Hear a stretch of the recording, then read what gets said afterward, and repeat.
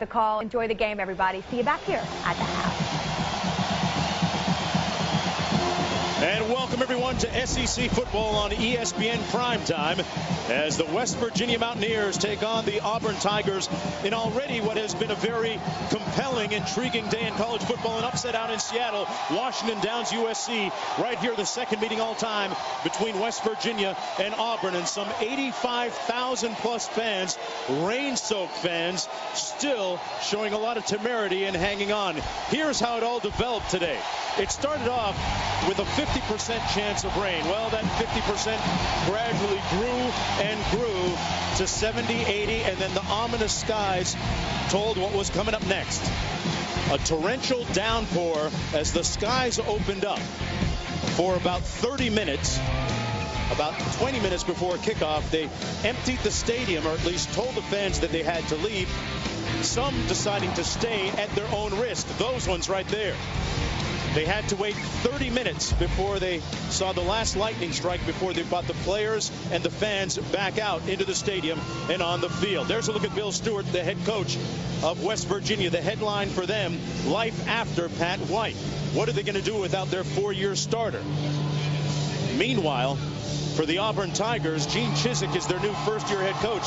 Former assistant coach here at Auburn as early as back as 2004. He has tried to put the bite back in the program this year. Hello, everybody. I'm Mark Jones along with Bob Davie. Bob, we were supposed to, well, be in about the second quarter right now, kicking off almost an hour ago. But today, when we see the actual two teams on the field in just a few minutes, we get a look at pretty much some new wave offense. Mark, right now across the country in offensive football, there's three styles of offense that are really hot. You have all the different kind of spread offenses. You have the wildcat. You have the pistol. Well, tonight, you're going to see all three of those offenses run and run well by both teams. And this really is the next generation of offensive football. You're going to see it all here tonight. From an X and O standpoint, you will not see a more innovative college football game offensively all year. Bill Stewart is a former longtime assistant coach at West Virginia. Took over a season ago going 9-3. He took over from Rich Rodriguez, subsequently who moved on to Michigan. Meanwhile, Gene Chizik is in his first year, former head coach most recently at Iowa State. And he was a member of the staff here as late as 2004 when Auburn went undefeated. Well, the Tigers winning the toss, deferring to the second half. West Virginia will receive the opening kick. And you can't say enough, Bob, about the enthusiasm of the fans here at Jordan-Hare Stadium. A good number, a good portion of them deciding to stick out the bad weather here. Forget about ponchos. They just took their shirts off and got a free shower. And that high percentage of these guys you see right here, that's student body from Auburn. And you're all right. I mean, that was an impressive display. I just hope they didn't peak too soon. I mean, there's a lot of football left tonight. They better have some stamina. Don't want to leave your best cheering in the tailgate. Both these teams coming in with a record of 2-0. That's Tavon Austin back deep for the Mountaineers, along with Noel Devine.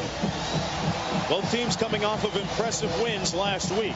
Auburn defeating Mississippi State. West Virginia getting atonement against East Carolina from a loss earlier last year. A short kickoff up to the 15-yard line. That's Devine. And Noel Devine with a nice return out near the 40-yard line. Well, speaking of Devine performances, Jarrett Brown, he has been spectacular in his first two starts, completing about 75% of his passes. Last week was 24 of 31 with 4 touchdown passes and threw for 334 yards, in addition to over 70 yards rushing. He is the new quarterback. Take a look at the starters for the Mountaineers at the top of your screen. They come out in an empty formation.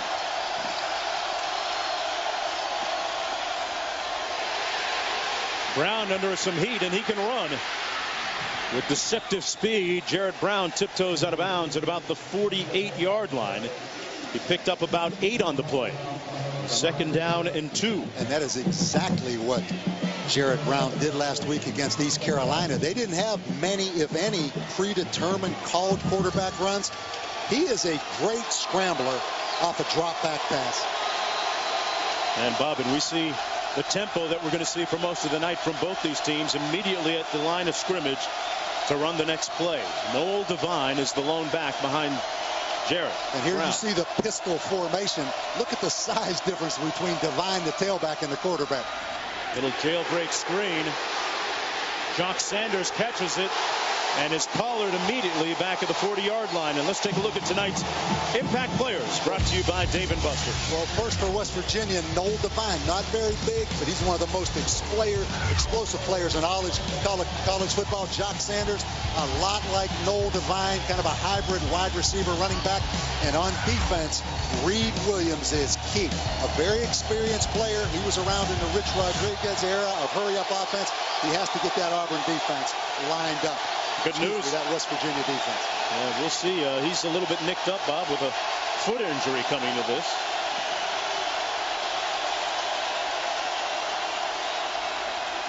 On 3rd and 9. Brown caught at the 1-yard line. Bradley Starks, and Brown burns Auburn. It all starts with the pocket presence, the elusiveness of Jarrett Brown. Watch here. Anytime you get out of contain, bad things happen for the defense. And Bradley Starks, who was a quarterback, off the scramble by Jarrett Brown. Did he show some arm strength, Bob? He launched that. 58 yards on the play. 1st and goal, Mountaineers. Brown into the end zone and incomplete. Intended for number 89, Tyler Urban. You'll notice this West Virginia offense, it's been tweaked a little bit.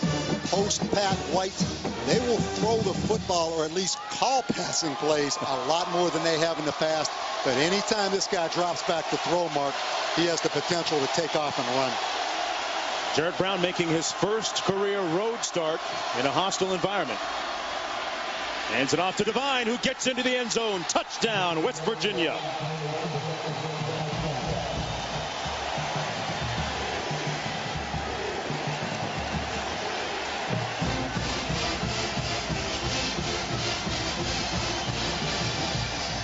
Well, we saw lightning strikes about an hour ago, Bob.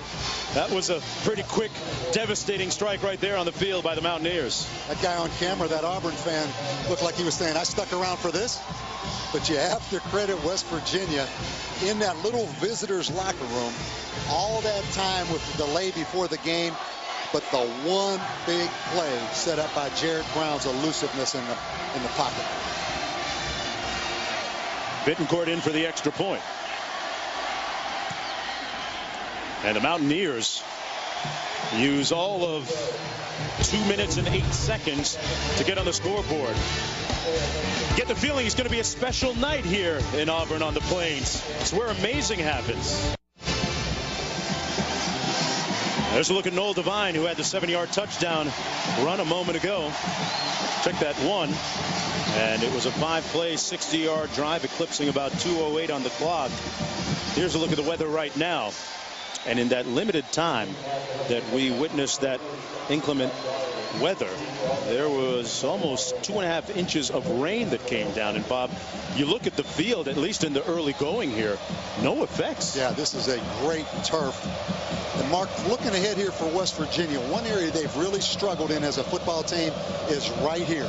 Kickoff coverage. Last year they struggled. They also struggled against Liberty in their first game of the year. Mario Fannin on the kickoff return for the Tigers. And they did a nice job that time, Bob, covering that kick. Fannin brought down at the 27-yard line. Chris Todd is going to take the reins of this Tiger offense. Todd completing about 55% of his passes coming in. Started 3 games a season ago and then gave way to Cody Burns at quarterback. It's a storyline we'll develop during the course of the evening, as it was a very divisive issue throughout the course of the season. But this year, they've decided early that Chris Todd is going to be the guy. First down and 10 for the Tigers. Ben Tate in at tailback. And it's a reverse. Tate hands it off to Zachary. Terrell Zachary getting to the edge and pushed out of bounds at the 36-yard line.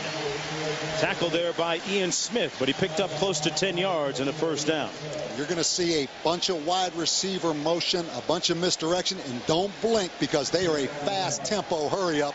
Not like West Virginia that takes their time at the line of scrimmage. They get that ball snapped now. This is Tate. And Tate makes it up to the 39-yard line. Let's take a look at the impact players brought to you by Dave & Buster's. Well, we better go fast. Ben Tate, the veteran tailback. He's the power back, averaging 137 yards a game. This guy right here, the true freshman, is electric. Ontario McCaleb. And Cody Burns, he is at quarterback right now, and you see the Wildcat. Burns hands it off to McCaleb. And McCaleb was brought down at about the 42-yard line. We're going to do our best to get some replays to you folks, but because of the quick tempo, it's not always going to work that way. Cody Burns was a starting quarterback last year. Watch him out of the Wildcat. Right there, kind of gets a little bit of a crackback block. So that's not a true quarterback playing quarterback. On 2nd and 8, a lot of variables in Gus Malzahn's offense. This time McCaleb brought down behind the line of scrimmage at the 37 by Keith Tandy, coming up providing good support from the cornerback spot. So it'll be 3rd down coming up, and there's a look at the new offensive coordinator there on the plane. Keep your eye on that 40-second clock. He likes to get that thing snapped with about 35 seconds. He's a little bit slow right now. Talking about Gus Malzahn. He wants to get that tempo going even faster than this. 3rd down and 11. Todd in at quarterback, throws it up, and that's going to be incomplete, falling harmlessly at the 37-yard line. The closest receiver was Darvin Adams, who was being covered by Keith Tandy. So it's 4th down coming up. What makes Gus Malzahn's offense so unique, Bob? What is it exactly? It's a lot of things. First of all, the up tempo. It's such a faster tempo than most of the other no-huddle teams in the country, and then you have a lot of wide receiver, a lot of misdirection. It's just a different looking offense. You'll see that as the night progresses. And right here, this is an area Auburn has struggled with punt protection. Had one blocked against Mississippi State. Yeah, blocked in return for a touchdown. This one, though, a nice punt by Clinton Durst. A 42-yard effort and a fair catch called at the 21 by Jock Sanders. Well, Peyton Manning and the Colts face off against the Miami Dolphins and their Wildcats. Speaking of Wildcats, Bob, offensive scheme. Colts Dolphins on ESPN's Monday Night Football. Coverage begins with Monday Night Countdown, served by Applebee's at 7 o'clock Eastern Time. You talk about the Dolphins with the Wildcat offense. You know, that offense was really started by Gus Malzahn at Arkansas, and Darren McFadden was the quarterback. But really, it goes back to Rich Rodriguez about 15 years ago. Play fake by Jared Brown. Still on his feet. You know, at 6'4", 225 pounds, he can be rather difficult to bring down. You saw an example of that. Josh Bynes and Michael Goggins both missing tackles on that play, allowing Brown, Bob, to get 8 yards. And he really is one of those guys. He's not as fast as Pat White, but he is every bit as elusive. Mark, he just has a knack of making people miss. I mean, the guy's an incredible scrambler based on what I've seen early in this season.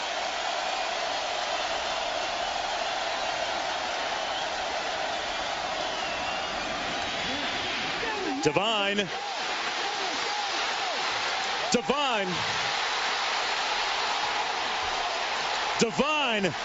The one, 71 yards.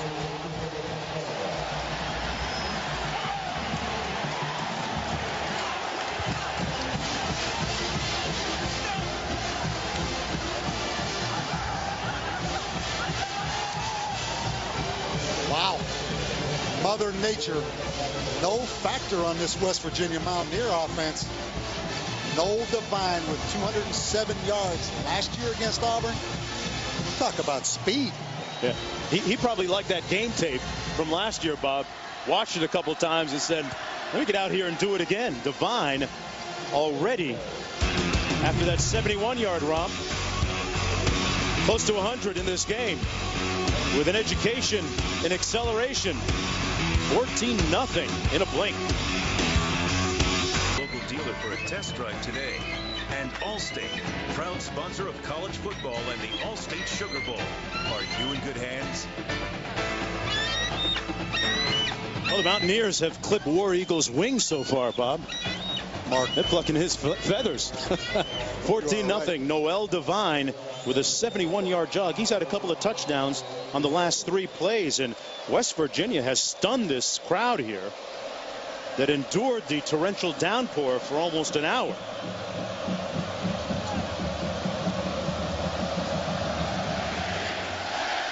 Zachary and Fannin back deep.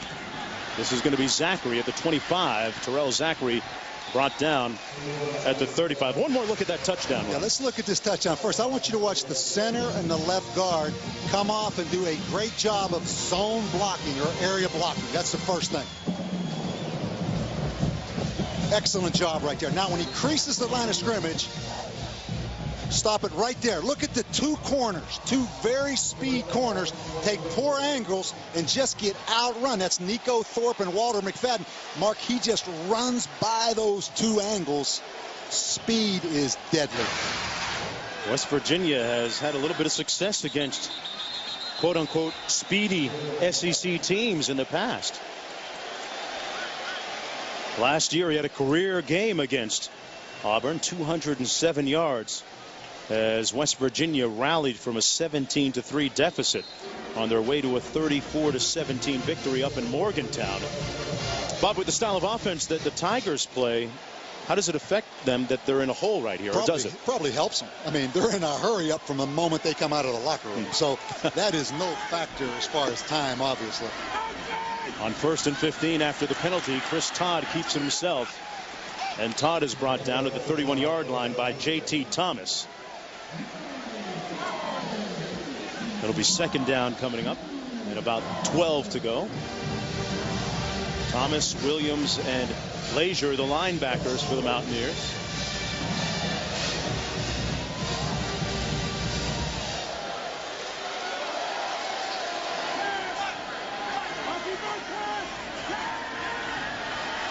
Todd has plenty of time and then sacked back at the 27-yard line by Josh Taylor.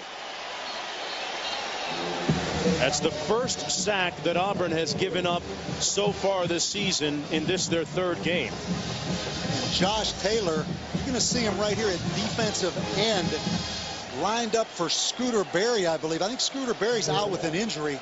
That was an excellent sack by Josh Taylor, who was playing defensive end. I expected to see, as you mentioned, Bob, a lot more time, get a few more snaps with Berry a little bit nicked up. 3rd down and 16 for the Tigers.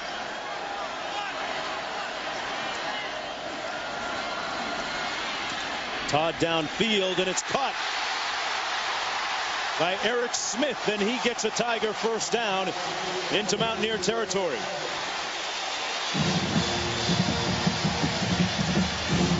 Another one of those hybrid players. Eric Smith listed as a running back, but he lines up at wide receiver. Todd with excellent time against the 3-man rush. Excellent catch, Eric Smith, a 237-pound sophomore. Todd incomplete at the 41-yard line. No flag on the play. It was intended for Ben Tate. And 2nd down and 10 coming up. It probably helps West Virginia, Mark, that they have a bunch of experience on defense. We talked about Reed Williams, the linebacker. They have played against this offense for about 5 years, particularly when Rich Rodriguez was the head coach. They're used to going in practice against this hurry-up tempo. This is an offense that'll try and get about 85, 90 snaps a game. Todd completes the pass to Zachary, and Zachary with the 1st down or close to it. At the 29-yard line, he does get the 1st down, picking up 15 on that play. That's the first slip we've seen. You see those big chunks of turf right there, Mark. You mentioned about 2.5 inches of rain. That's the first time we've seen a player slip tonight. On 1st and 10, Ben Tate brought down right near the line of scrimmage. May have gotten a yard on the play. And as you watch the Auburn players get up, Gus Malzahn coaches his players to try and toss the ball back to the official so they can get it spotted and get going and get up on the line of scrimmage and run that play.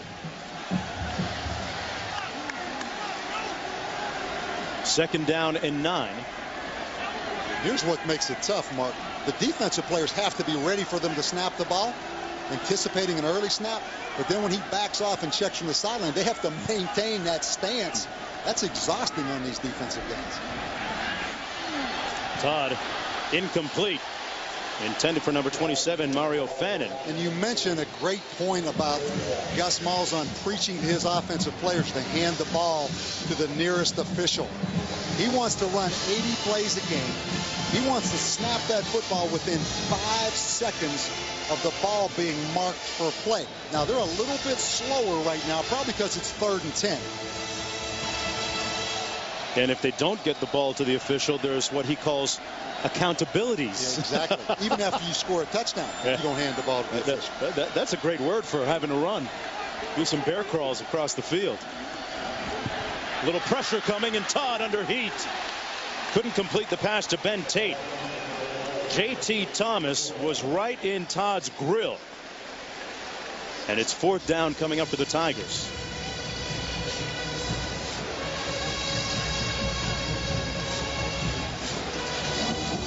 Boy, J.T. Thomas just came clean that time, right up the gut.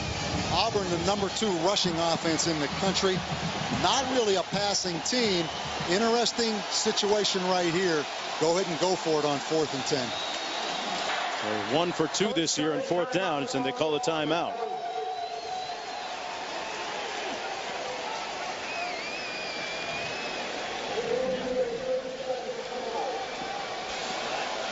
Let's take a look back with our Sears Drive recap and how we got to this point so far. Jared Brown, didn't take long for him to get the Mountaineers on the scoreboard. Nice little scramble, showed mobility. And then on the next time he scrambled on the first series, he found his receiver downfield, Bradley Starks, put them to within range for Noel Devine to punch it in. And that was after Noel Devine had the long run. So 2 big explosive plays. Mark, West Virginia only with 7 plays in this football game, but 139 yards total offense. Now that is explosive.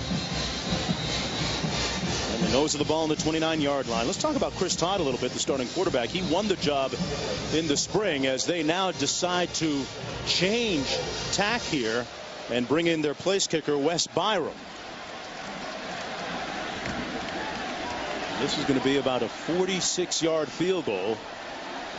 He's 3 for 3 on the season, Mark. He does have a 52-yarder in his career. And Byram knocks that through. It's true.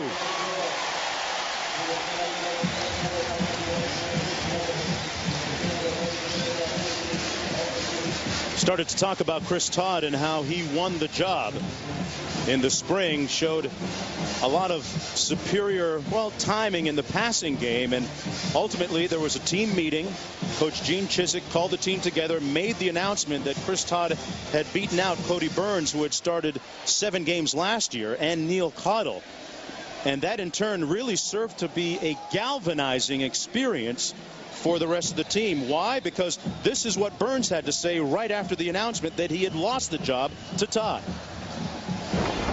The bottom line is it's about Auburn. It's not about one guy. It's not about the quarterback position. It's about us winning games. So, I mean, it hurts. It hurts me. I know it hurts Neil. You cannot let your circumstances dictate who I am. This is about winning games, and we're a team. And whatever's going to happen, I'm going to ride with each and every one of y'all. I just want y'all to know that. Good job. Mark, the reason that took place and the reason you saw that look of concentration on those other players' faces, when you talk to the Auburn football players, they will tell you this was a divided football team last year.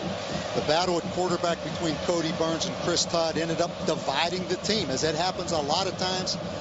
Give a lot of credit to Cody Burns. He said this will not divide this football team this year. They learned a valuable lesson last year. There were some players that intimated it may have been divided even amongst racial lines, but they have certainly come together after that speech. This is Rogers on the kickoff return out near midfield at the 50-yard line, giving the Mountaineers good field position. A 45-yard kickoff return, and Jared Brown, the quarterback, will have good starting field position. And just back to that Cody Burns story. That's the kind of player you want on your football team. It is the players' football team at the end of the day. You talk about a bitter pill.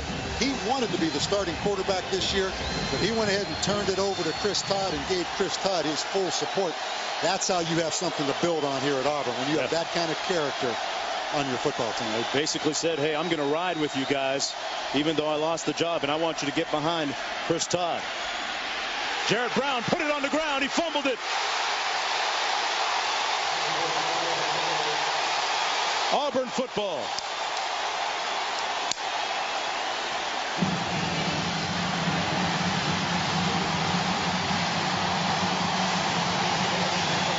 Mike Blank made the big hit on Jared Brown to knock it loose. And watch Mike Blank. He's going to line up right here at guard and just full rush. Number 77, Josh Jenkins, knocks that football out of there. And Antonio Coleman, the leader of this defense, comes up with the fumble.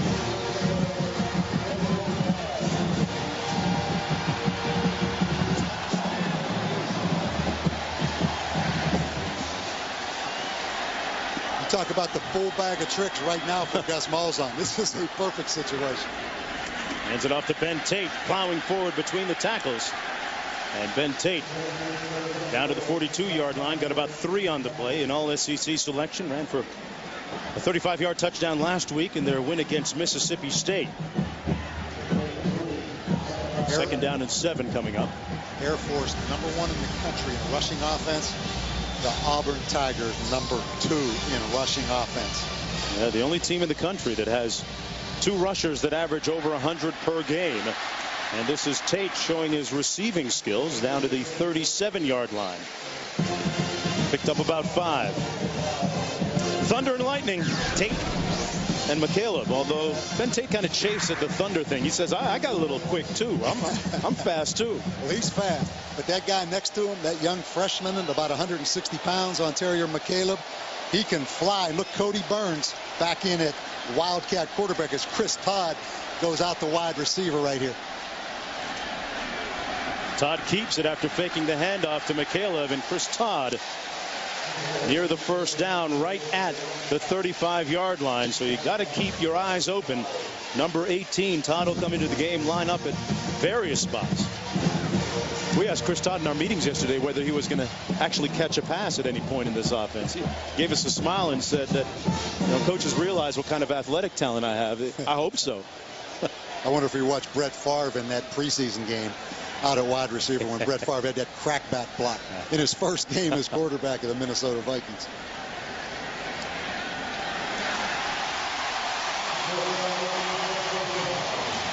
I don't know that I've seen an offense with as many moving parts as Gus Malzahn on offense. Keep in mind, he led the country 2 years in a row at Tulsa, the last 2 years in total offense. And he's really, 4 years ago, he was a high school coach in Springdale, Arkansas. It's been a remarkable climb for this guy. He's turned out some very productive players. On the reverse, this is Burns, the quarterback, wide open, and he overshoots his receiver, Zachary. Gus Malzahn is opening up the whole box of tricks already here in the first quarter. Second down and 10. Watch Zachary. He's going to line up clear out at wide receiver. They're going to run the reverse. Cody Burns, the wide receiver, running back, quarterback, hasn't had as many reps throwing that football. Did throw for a touchdown pass last week, though, against Mississippi State. A little rusty, huh? Well, you see why he's not the starting quarterback, honestly. Just does not throw it consistently well enough, Mark, to be the quarterback.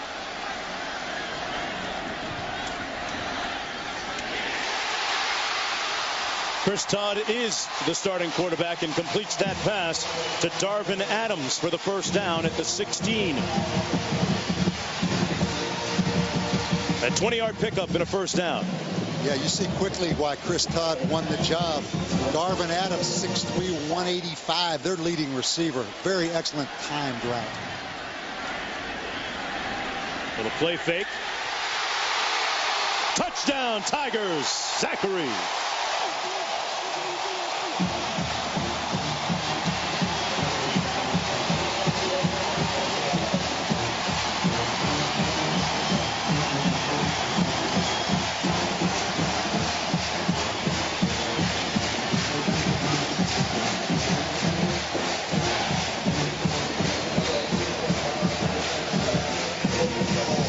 Adams with the touchdown catch. If the receiver's hot, come right back to him. That was two excellent throws by Chris Todd in succession right there.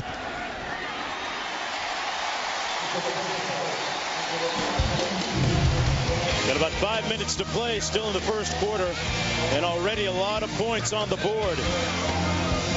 Chris Todd starting to heat it up a little bit on that last drive.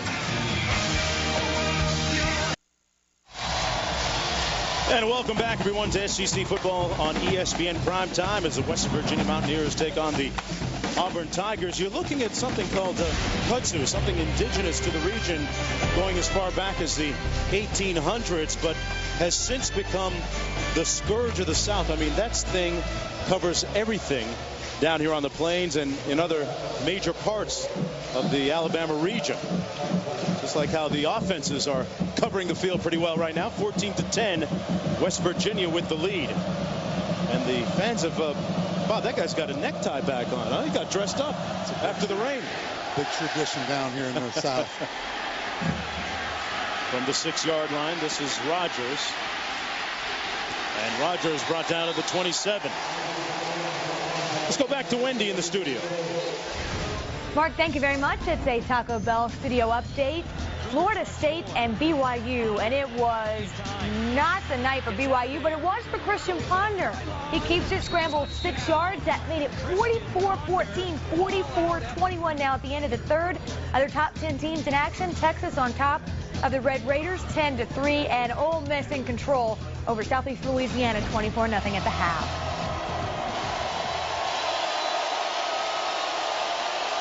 All right, thanks a lot, Wendy. Florida State bouncing back from that scare they had last week.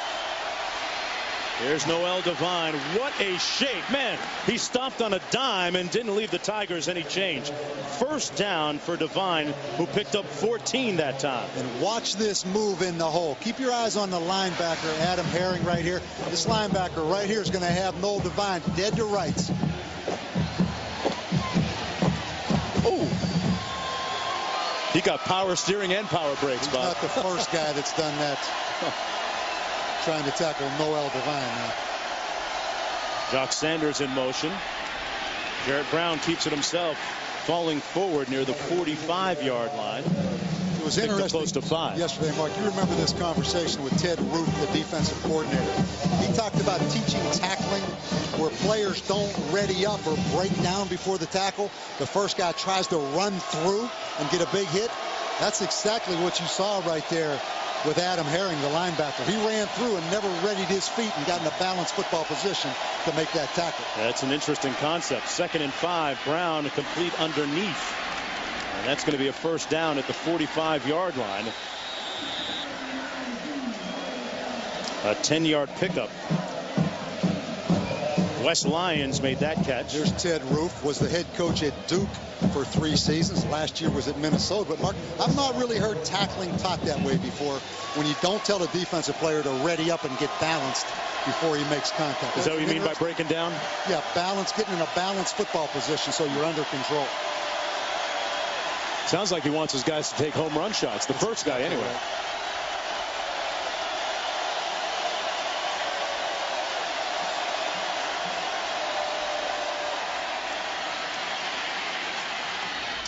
Incomplete at the 40. Jarrett Brown looked a little bit tentative that time. Intended for Arnett. But otherwise, he has been impeccable, not only on the gridiron, but on the runway. Involved in a fashion show earlier this week. Bob, he was working that catwalk pretty good. A little casual look. We better wait till there's a little more success before all those Mountaineer fans graciously accept that runway model. You know, you're putting yourself out there on more than the runway when you do stuff like that. So one of his teammates at the end of the runway was a little surprised. He thought he was on the down low. Nothing secretive about that run. He keeps it about a yard shy of the first down. Picked up close to 9 on the play. Jarrett Brown waited 4 long, arduous, patient years to become the starter, while Pat White took West Virginia to 4 bowl games. And he's made good use of his starting time so far, but this is his first road start. On 3rd and short, they get the first down. They give it to Ryan Clark, the fullback. You have to really give Jarrett Brown a lot of credit to stick around that program for 4 years. How many guys have we seen around the country, Mark, that get impatient and leave? That's why this guy is a leader of this football team. And so far this season, that weight has paid off for him and the West Virginia football team. He's been outstanding. On 1st and 10. There he goes. Brown escapes harm's way and fires another strike complete. Still on his feet. Arnett is going to be 1st and goal from about the 7-yard line. They picked up 26 on that play. Again, you're going to see the quarterback, Jarrett Brown, break contain, Mark. That means he gets outside that tackle box. Auburn comes with the blitz. Craig Stevens had an open shot, but you have to go to his widest shoulder and force Jarrett Brown to stay in that box. He'll kill you throwing off the scramble. Devine in the backfield beside Brown. Sanders went in motion. They run the little screen to Jock Sanders. Still on his feet, forward. Wow, Houdini's in the house. He squeezes into the end zone. Touchdown.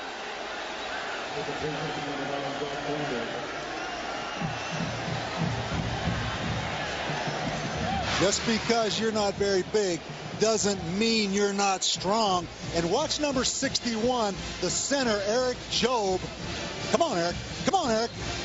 He gave him a little nudge in there, but again, these Smurf hybrid guys on this field tonight, those 5'6", 5'7", 170 running back wide receiver combinations, Mark, there's more in this game than any game I've seen this year in college football. And Bob, as a result, seen a lot of missed tackles too. It looks like they're going to review this and check to see if his knee touched down before he got into the end zone. But you mentioned, I mean, Jock Sanders and Noel Devine, as we look at this replay again, look at Eric Jobe. He wanted the handoff. Now, as long as his knee's not on the ground, I think that's a touchdown. Yeah. I think his knee actually was on top of the Auburn defender right there, number 25, Darren Bates. Jock Sanders with a big week last week against East Carolina in that victory. Had 9 catches for 99 yards. But you look at Jock Sanders, you look at Noel Devine, they are carbon copies of one another. After further review, the ruling on the field stands. Touchdown. And that's Jock Sanders' first touchdown catch of the season, the 8th of his career. And this problem for West Virginia, we mentioned Reed Williams, the linebacker. We mentioned Scooter Berry, the defensive end. Both their best players out for West Virginia on defense. And I look up in 17-3, there's going to be a lot more points in this football game, Mark. They might have to do it on offense tonight. The extra point good. 21-10 for West Virginia. Wendy, I know that you're dry back in the studio. Back to you. Mark, I must say we are, and so too is Georgia, coming off a hard-fought win over South Carolina last week. They looked tired in this one, trailing 21-10, but Joe Cox to A.J. Green made it 24-21. They lead 27-21 at the half.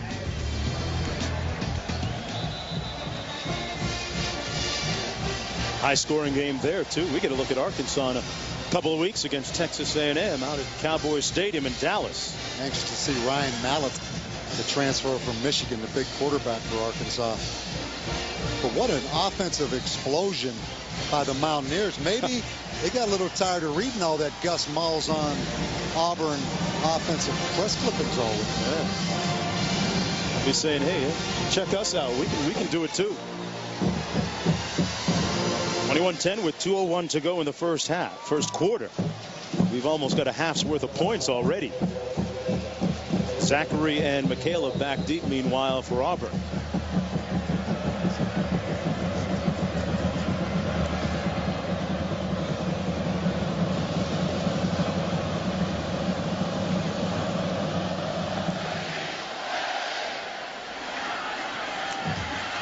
Michaela from the 15 and brought down at the 25-yard line. Well, log on to ESPNChicago.com for local coverage of the area's pro teams, including the Bulls, the Bears, White Sox, and the Cubs. It's ESPN.com for Chicago. Check it out. West Virginia right now, 209 yards offense on 16 plays. That's on clip for 800 yards offense tonight. I was doing the math. I was asking Steve LeBar, stat man, for the calculator. And as high tempo as this Auburn offense is, it's not like Auburn's offense is going to keep the ball for an extended period of time. Their defense is going to be back on the field one way or another for Auburn. Here's Chris Todd. Incomplete out of the backfield. That was intended for Mario Fannin. Well, we talked about the two key cogs defensively for West Virginia missing. Scooter Berry, number 93 right there. 3-year starter, former fullback and linebacker. Has a bad shoulder. Got dinged up last week. And Reed Williams, number 47 right there. Their starting middle linebacker with a foot injury. Fortunately for West Virginia, Mark, they've been in this 3-3-5 defense for a long time. So there's a lot of continuity with their backups. I mean, it's not like it's a new scheme. Chris Todd had it tipped and incomplete. Number 30, J.T. Thomas, tipped the ball. And it's going to be 3rd down and 10. Thomas, his dad, played linebacker at West Virginia. He's a young man that went to Mountaineer football camps from the time he was knee high.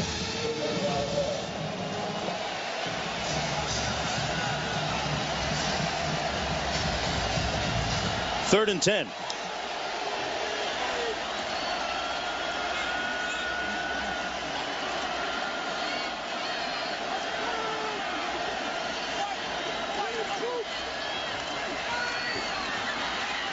Todd underneath. And incomplete, intended for Tommy Trott, who was hit immediately and had the ball jarred loose. 1:41 to go in the first quarter. Reed Williams, Najee Good making the stop. Here's what's happening now. The game beginning tonight after a 1 hour, 5-minute delay due to inclement weather. There was a torrential downpour, which included a severe weather warning. And coming up a little bit later, our regular installment of Davy Jones' Locker. 3 and out for the Tigers. Boy, nice punt that time by Clinton Durst. Fair catch called all the way back at the 23-yard line by Jock Sanders. Boy, and that Auburn defense right back on the field, Mark. No rest for the weary. Well, Jared Brown there ready to come out once again and take the reins of this Mountaineer offense. Bill Stewart, his head coach, was his former position coach prior to taking over the job as the head coach. And boy, Brown must have been listening a lot, Bob, because he looks as poised as any first-year starter, quote unquote, could possibly be.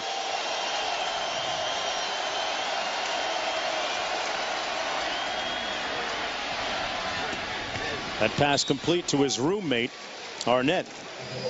Picked up 6, and here's the weather that we were talking about a little bit earlier. I mean, the skies opened up, had about 2.5 inches of rain. They had to issue a warning to the fans to evacuate the stadium. Those that stayed in remained at their own risk. Finally kicked things off after an hour delay. 2nd and 4. Tell you, Noel Devine hasn't had any problems with the footing the guys chasing him have, Bob. Their feet haven't moved fast enough. Well, you also see why they're in that pistol set, Mark, where the back is deeper than the quarterback. You notice that time how Noel Devine, it's a straight north and south downhill running game like the I formation, not like the spread where the quarterback and the running back are at the same depth in the shotgun, where the running back has to go sideways. Devine, 4 rushes for 90 yards and a couple of touchdowns already.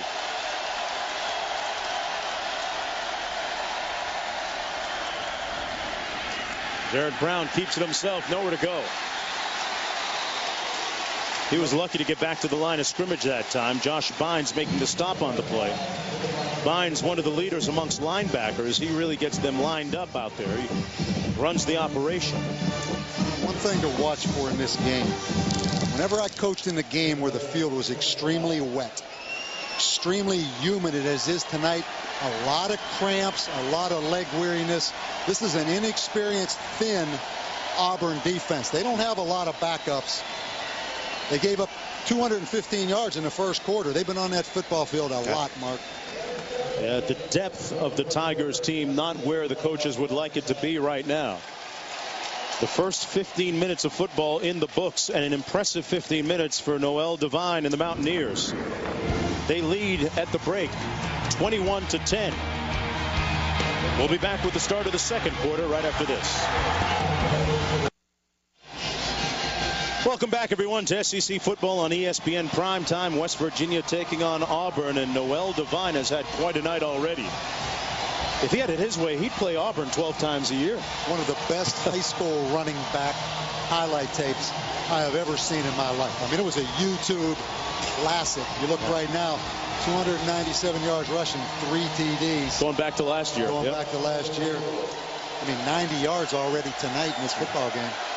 But he was a highlight, human highlight film in high school from Fort Myers, Florida. They have a strong Florida contingent on that Mountaineer roster. Jared Brown, one of them. He's waited 4 years to take the reins of this offense.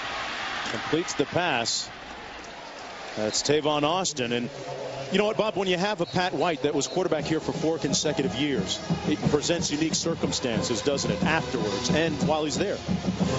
Well, normally when you have a quarterback like Pat White, you don't recruit another quarterback in your program for 3 or 4 years because they don't think they're going to play, and there's a drop-off.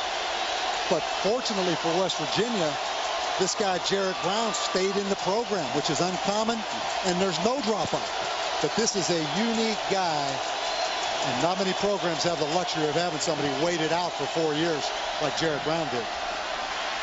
Brown going to roll out. There's a flag down. All kinds of linen down in the field. Jared Brown doing his best Pat White impersonation and escaping, and smartly sliding safe at the 41-yard line, where Darren Bates unloaded on him. He picked up 2. There's, as I mentioned, a bunch of flags down on the field. Well, I'll say this play will come back, but it just tired the Auburn defense out even more. You look at the Auburn football players right now, they are tired, Mark. Yeah, you saw Bates sucking wind a little bit. Hands on the hips. The official's going to try and sort this one out. But getting back to the conversation about Jared Brown replacing White, here's the call. Shot block, number 7 on the offense. The penalty is declined. 4th down. And they're going to have to punt. The situation with Brown, similar to like when Ray Rice was at Rutgers for as long as he was. Perennial starter, right? Sure. I mean, anytime there's a great player, you look at Ray Rice, you look at Pat White, it's hard sometimes to recruit a guy. Both these guys played as young players. They were the face of the program. It takes a unique player, number one, to sign and come and say, I'm going to wait.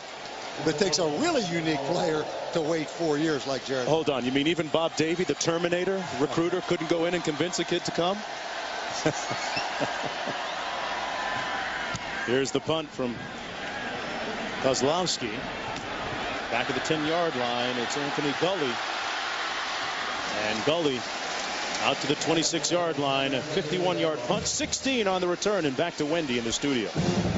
Mark, thank you very much. SportsCenter right now. If you're in the mood for an upset, you're in luck.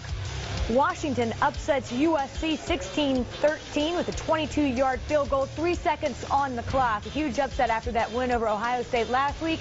And Virginia Tech pulls off a close one, 16-15 over Nebraska. The next Sports Center after the Georgia-Arkansas game on ESPN. All right, Wendy and Cody Burns in at quarterback right now, setting up in the shotgun. Fumble. And they were lucky to get it back. Burns fell on the loose ball at the 20-yard line. Larry Ford had it right in his arms, in his grasp, and couldn't squeeze the ball. Again, a lot of moving parts. You can see right there, number 27, Mario Fannin, never secured that football to his chest. Auburn very, very, very fortunate to get that ball back. Burns back in the ball game now, setting up at wide receiver in motion to the top of your screen. Todd incomplete at the 35. That was intended for Darvin Adams. It'll be 3rd down and long coming up for the Tigers. Take a look at this offense. This is one of those offenses, Mark, because there's so many moving parts. It can look really, really good, but when it looks bad, as you know with these spread offenses, it can look very, very bad. Now, right there, obviously, Louisiana Tech and Mississippi State, the first 2 games of the year, they dominated. Right. But right now, I mean, they are out of sync. But with all these moving parts, all the motion, all the reverses, when it goes bad, it goes really bad at times. Gus Malzahn has told us that they substitute a little more than they want to because of depth issues. Todd picked off at the 33-yard line by Goldburn. And the Mountaineers in great field position inside the 20. That's their 3rd interception of the season. Excellent pressure by Najee Good, the linebacker, on the rush. Watch right here, West Virginia. There's number 52, Good. Steps up in the pocket and just flat throws it to the linebacker, Goldburn. Boy, they're going to start things off from the 19-yard line.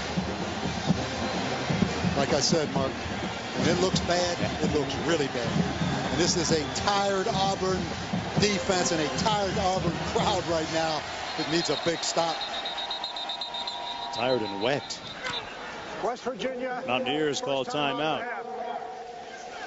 Well, Gene Chizik has said that he's not quite ready to buy stock in his Tigers. The price might be falling a little bit, just a little right now. Back after this. That's not a happy-looking group here at Jordan-Hare Stadium. Some 85,000 plus on hand, and right now watching their team on the wrong end of a 21-10 scoreboard. And there's a look at the brain trust of the Tigers. Gene Chizik to the left, Ted Roof, the defensive coordinator, on the bottom, and Gene Chizik up top. Pardon me, Gus Malzahn up top. Entire new coaching staff at Auburn. All assistants, not one returning from last year's Tommy Tuberville staff. All of them down in the field as well. Here's Noel Devine, nowhere to go, sacked for a loss on the play back at the 25. Antonio Coleman leading the way. He was the first one to get there. Bob, what are your thoughts on all 3 coaches down on the field? Neither of them up in the box. I think that's becoming more of a trend, Mark, because of the no-huddle offense. And on defense, you need to be down there to signal because of the defensive adjustments to no-huddle. So a lot of it is spurred on because of the style of these offenses. You need to be down there and communicate right from the sideline. Interesting.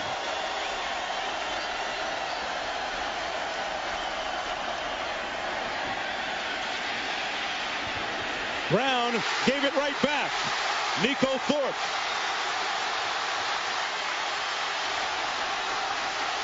Oh, and Thorpe got drilled and held onto the ball. Oh.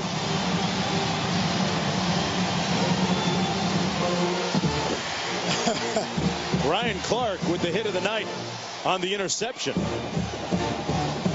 First of all, Nico Thorpe, a great interception. Watch this hit right here. That is a great hit by Ryan Clark. the freshman running back. But Nico, you're 6'2". Don't jump up in the air before you're tackled. Jump here. That's a tremendous play, Mark. But watch here at the end. Don't jump up in the air before contact. Watch. Boom. I mean, he exposed himself, but was that a huge, huge play for Auburn. 4th interception of the season for the Tigers. Ben Tate runs it, picks up about a yard on the play. Brought down by Pat Leisure. Auburn trying to get that running game going. We mentioned 2 running backs averaging over 100 yards. Just no rhythm yet in this offense. Todd has missed his last 5 passes in a row with an interception. Connects here to Eric Smith. And Smith all the way down to the 29-yard line. First down Tigers, a 39-yard gain.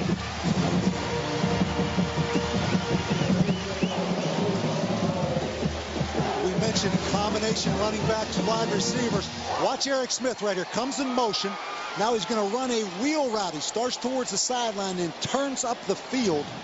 Again, Mark, those hybrid running back wide receivers. A lot of motion.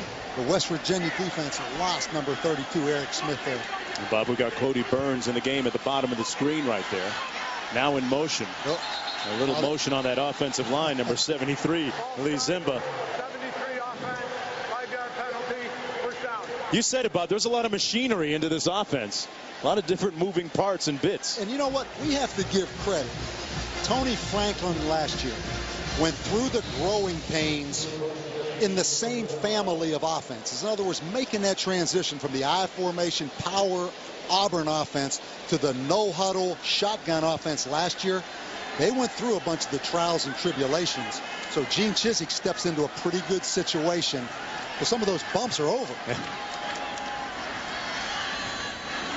Handoff to Ontario Caleb. And Caleb brought down after a gain of a couple yards. So basically you're trying to say that Tony Franklin, the previous offensive coordinator, laid the groundwork for this staff coming in and Gus Malzahn? He took the hit. He took the hit. Think okay. about Rich Rodriguez last year in the same kind of transition at Michigan. From an I formation power team to a spread team, they were awful. A year later, they're pretty good. There's Todd. Pretty good on that pass. Complete to Tommy Trott, his tight end, knocked out of bounds by Pat Leisure. Up to the 25-yard line, an 11-yard gain on the play. Well, that interception by Nico Thorpe changed the whole dynamics in this stadium for Auburn.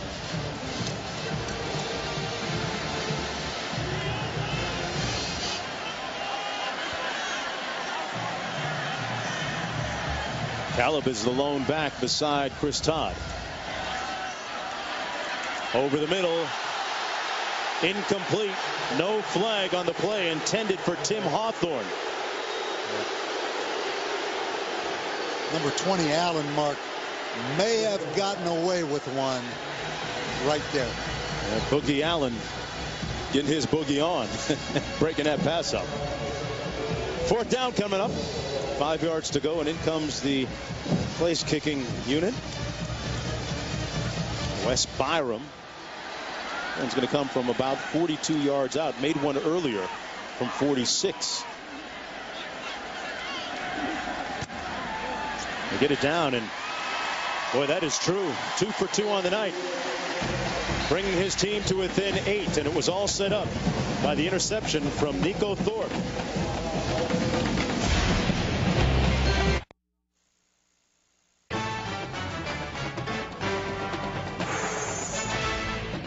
ESPN's College Football Primetime. Brought to you by Audi, Truth in Engineering, and Duracell, trusted everywhere.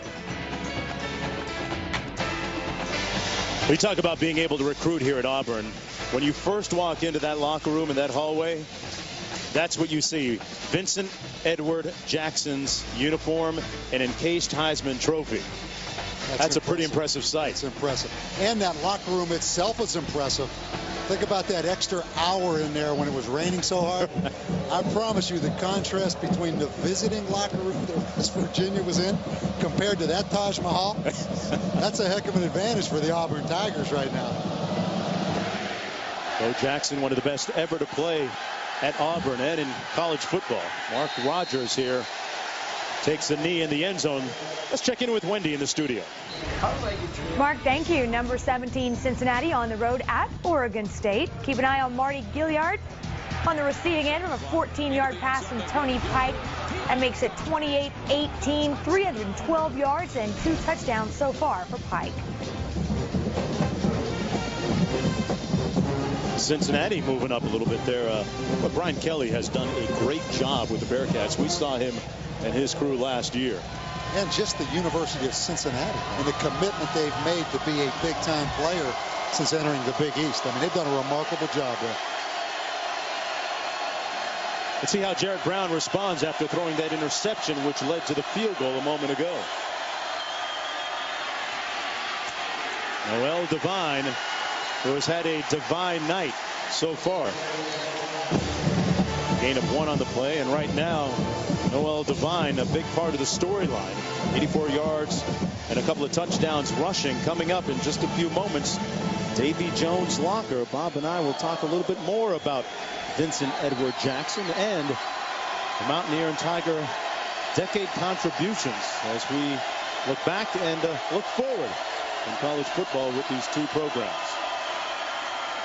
Brown seemed a little indecisive handing it off to Devine, but Devine picks up 4 anyway. Noel Devine actually was recruited by all the Florida schools. He's from Florida, recruited by the Seminoles, Gators, University of Miami Hurricanes. Had some academic issues, and West Virginia just hung in and won the recruiting battle. And you better keep Jarrett Brown in that pocket right now if you're this Auburn pass rush. 3rd and 5. He completes it for the first down at the 38-yard line to Jock Sanders. Talked about the Florida connection with West Virginia. And there's a breakdown by state. Florida with 22 players on the roster. Actually, they got a real talented backup quarterback, Geno Smith, who's from Miramar, Florida, just down the block from yours truly's place. And here's Jarrett Brown in the open field, and there's a flag down on the play. Brown down at the 40.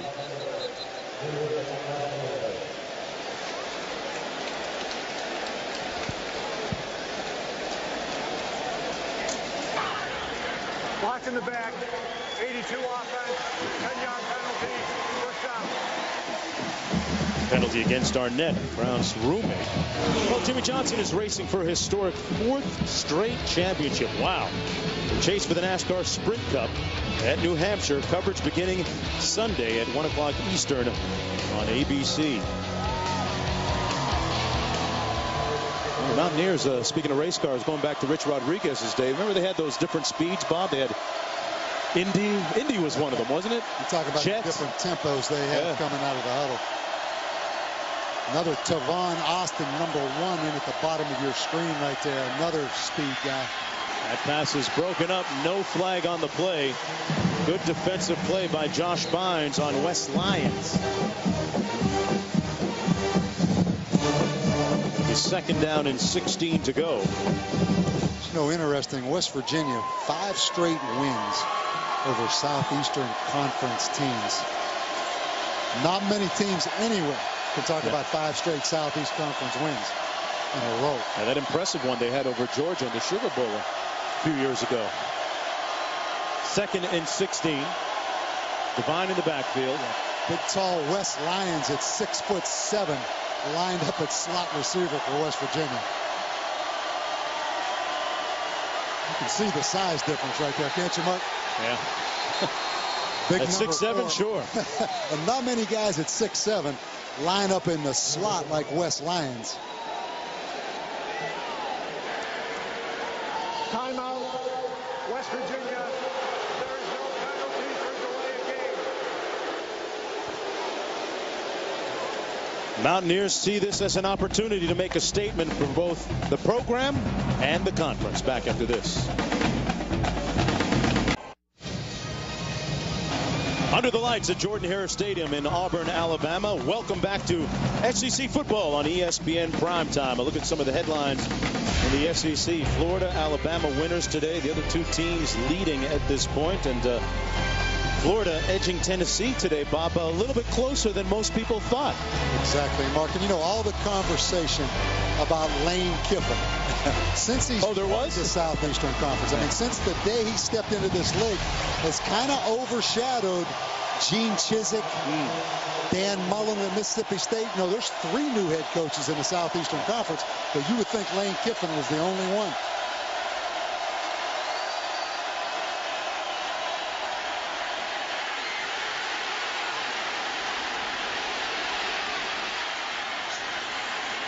Sanders. Brown bought him a little time, but Sanders couldn't convert, and he's brought down at the 33. All that motion and a gain of 1. Michael Goggins is going to have a shot at Jared Brown right there. He is one of the niftiest guys in the pocket that I have seen. He has a great knack for avoiding that rush. It's the footwork, Bob. You know, he did play with Bob Huggins' basketball team at West Virginia.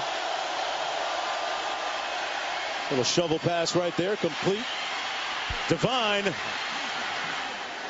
And a late flag after the tackle at midfield. Devine picks up 18. A very astute pass by Brown. Holding, number 14 on the offense. 10-yard penalty. Third down. Mark, I think Bob Huggins would love this little underhand dump pass right there. That was an excellent devised call. Little underhand scoop pass to Noel Devine. That's going to come back because of a holding penalty.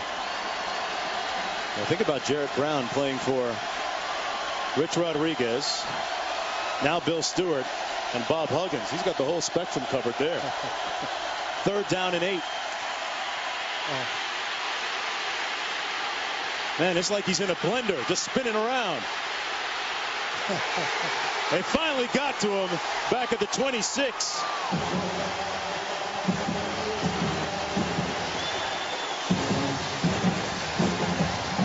You have to love the effort of Jared Brown.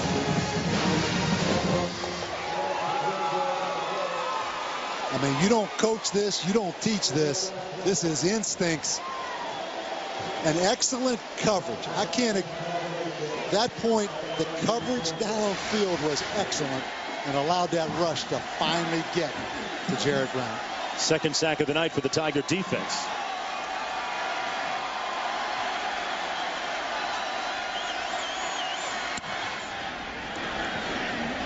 Kozlowski with the punt. Back at the 25-yard line. It's Gully. He's brought down at the 32. A 47-yard punt. 7 yards on the return. Well, Bob and I have, for the first couple weeks of the college football season, been able to bring you Davy Jones Locker, a regular installment of interesting tidbits. Davy Jones Locker, you might know as an idiom for the bottom of the sea, and during the course of the season, we're going to dig deep into our little chest and bring out things that are pertinent to not only college football, but maybe our game. And this week, we're going to talk about Bo Jackson and the great effect that he has had and his journey here at Auburn and beyond. Here's the carry. That's Caleb getting a couple of yards. Well, Bo Jackson came to Auburn with a stuttering problem. Many of you may know that. He took public speaking as a part of, well, coming out of his shell here on campus. And, well, in May, he really capped his academic career here at Auburn as he came back to get his degree with a real special moment.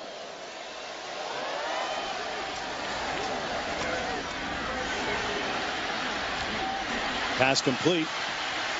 Todd. And here's the moment of Bo Jackson I was referring to this May. Step outside of your comfort zone. Take chances. Not foolish chances, but take chances, because you never know what the world has for you out there. McCaleb, a nice gain. Under 4 minutes to go, picked up 6 that time. And Bo Jackson did so many different things here, Bob, and it really proves that it's not the destination but the journey that counts. The growth that he talked about in that commencement speech was very inspiring. No question. I mean, just looking it up with him, the presence he showed. And I'll give you a story about Bo Jackson. In 1986 Cotton Bowl, when I'm at Texas A&M, we played against Bo Jackson. And we watched those tapes all year long and didn't think he was that fast. There's McCaleb, speaking of fast and speed, runs out of bounds. We didn't think he was that fast. You know, you watch every, no. Oh, even on tape? Not on tape, we didn't. Wow. In the second quarter, he caught a screen pass and went 73 yards down the sidelines in front of our bench. I turned to R.C. Slocum and I said, he's fast. The tape was lying. I'll never forget that. He took one 73 yards on us down the sidelines. Ran the 100 meters as a freshman and sophomore. Actually thought about running on the Olympic team. Here's Chris Todd in at quarterback. Check that. Burns completes it to the 26-yard line.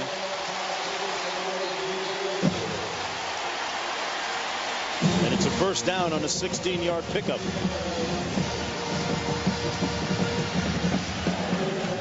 This offense starting to get into sync, Mark. And right here you see the hurry-up part of it. Tate. And Tate across the 20 down to the 18-yard line. Picks up 8 yards. Yeah, definitely is getting a little bit more rhythm. Under 3 minutes to go.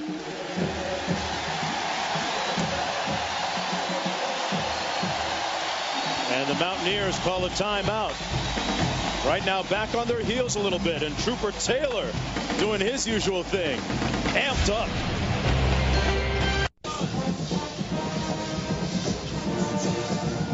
Welcome back, everyone, to SEC football on ESPN Prime Time. 21-13, the Mountaineers with the lead, but with under 3 minutes to go in the first half. The Tigers marching. They have the ball on West Virginia's 20-yard line. I'm Mark Jones along with Bob Davey. Gene Chizik in his first year as head coach on the sidelines here in the Plains. Cody Burns in the ball game. In motion right now to the top of your screen. That's some moving parts, isn't it? You see Cody Burns coming in motion, stops, slips.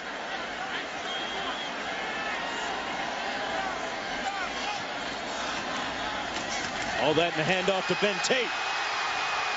Busting his way down to the 10-yard line.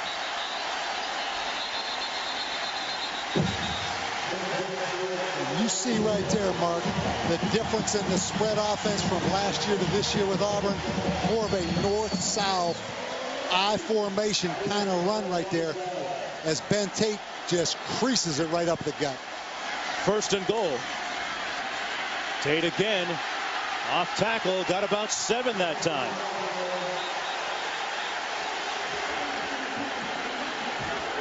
Terrell Zachary and Brandon Hogan at each other in a big way. Second and goal coming up.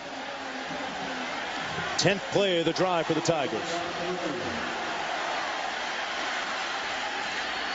Tate again, nowhere to go that time. Stopped up at about the 3. Julian Miller made the stop a moment ago. This is what it looked like between Zachary and Hogan, primarily after the whistle.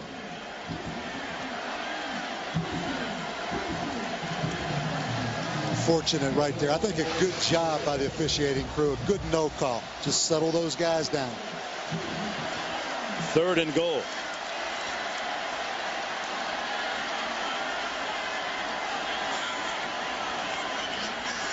Todd into the corner. Touchdown, Adams.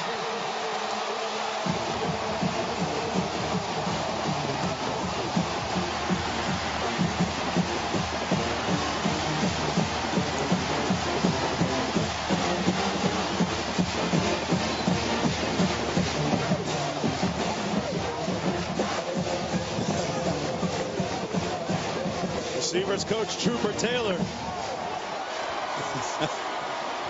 Loving his guys' work.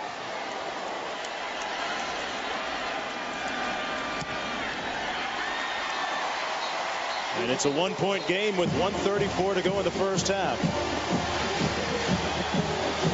Mark, when Chris Todd threw this, I said, oh no, because he was kind of backing out as he threw it. But Darvin Adams beats Brandon Hogan in the corner of the end zone. Watch right here. I mean, he kind of throws off his back foot. Adams with his second touchdown catch of the night, a career high. Not bad for a receiving core which is mainly comprised of Adams and Zachary. The two of them combined for all of 9 catches coming into the season. Yeah, and they told us yesterday Darvin Adams was a little bit banged up. And how about Trooper Taylor? Trooper Taylor played at Baylor when I coached at Texas A&M. He was at Tennessee as an assistant. He left and went with Mike Gundy to Oklahoma State. Now he joined Chiswick last year, his first year on this staff.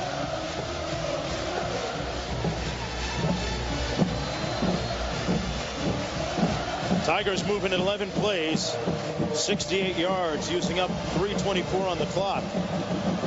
The complexion of this game, Bob, really changed when Jared Brown threw that interception after the Mountaineers had been the beneficiary of a turnover. Great point, Mark. Rogers on the kickoff return. And brought down to the 32-yard line. Let's go back to the studio and Wendy Nix. Mark, thank you very much. Coming up on the Outback Steakhouse halftime report, a pair of upsets. Washington stuns USC and Florida State takes care of BYU. And at least on this night, Tim Tebow gets the best of Lane Kiffin. It's all coming up on the Outback Steakhouse halftime report. All right, thanks a lot, Wendy. There's a player from Auburn shaking up down on the field.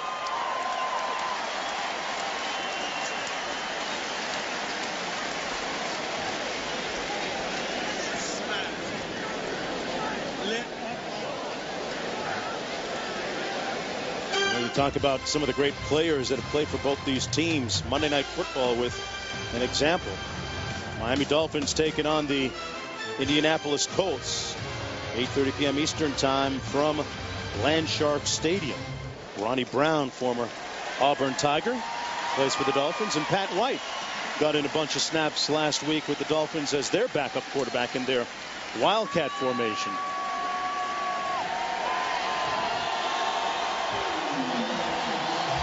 .126 to go in the half. Let's see what Jared Brown can do here. He's looked a little disconcerted on the last couple of sequences after that interception. Interesting, West Virginia comes out in the standard I formation. And all of a sudden, the I formation in college football is the change-up, Mark. You hardly ever see it.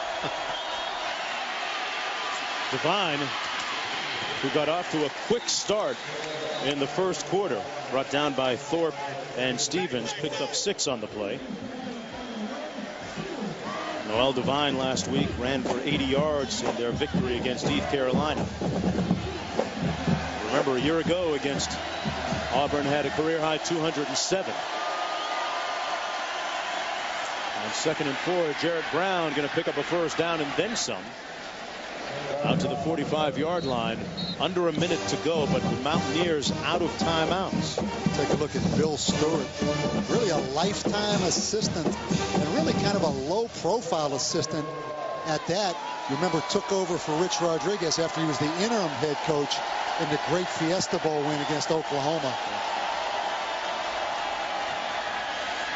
Brown almost intercepted again by Nico Thorpe, who had one just a few moments ago, as intended for West Lions. That's a case of Jared Brown staring down West Lions, and Nico Thorpe got an excellent jump on that football, really by reading Jared Brown's eyes. And he was going to West Lions from the moment that football was snapped.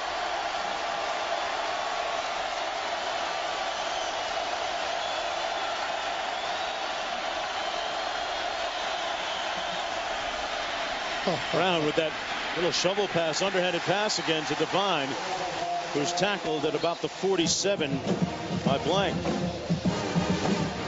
It's going to be 3rd down coming up.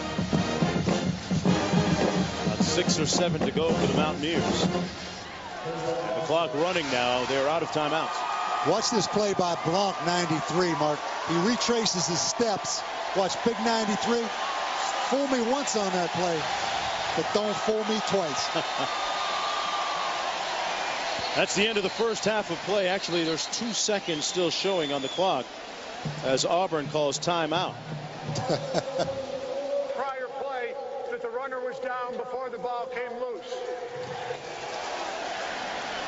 Didn't know that that was an issue. Yeah, they're going to see if that football came loose before he was down. Bob, you look at Bill Stewart and Gene Chizik, his counterpart. The game clock. Their situation's a little bit different. Stewart came in a year ago with a different type of pressure and atmosphere than how Gene Chizik came in just recently as their head coach here at Auburn. Well, and going to review this. I think the ball comes out late. I think he was down and the ball came out way late. Saw Mike Blanc on that great effort right there, retracing his steps. And Mark, getting back to your point, they're similar in that both of these coaches face some negativity after taking the job for different reasons. I mentioned Bill Stewart, a lifetime-long assistant, never a high-profile coordinator, takes over for a really, really high-profile coach in Rich Rodriguez. There's one more look at it. I think that's obviously Noel Devine was down before that football came out.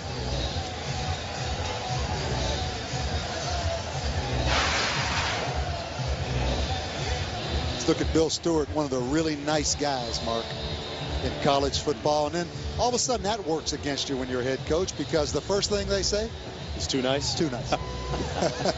But 9-4 last year, off to a good start this year. After further review, the runner was down before the ball came loose. It will be West Virginia's ball. Please reset the game clock to 7 seconds. Now you wonder, 7. West Virginia with no timeouts. Auburn stops that clock. If West Virginia takes a shot on a Hail Mary, that'll be the worst decision Auburn's ever made.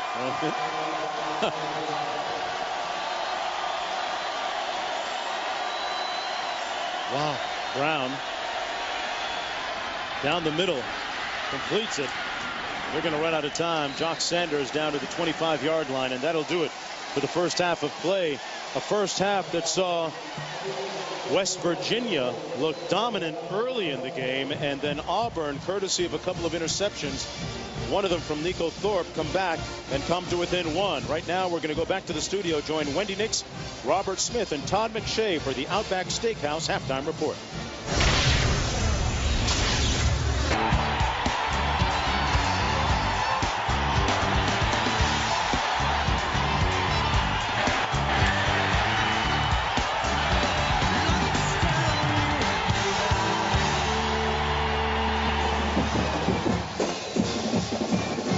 And welcome everyone back to SEC football on ESPN Primetime. West Virginia up by a point against Auburn as we get started here in the third quarter of play. The Tigers will receive the ball to begin the period. And right now, time for the first half stats brought to you by Guitar Hero.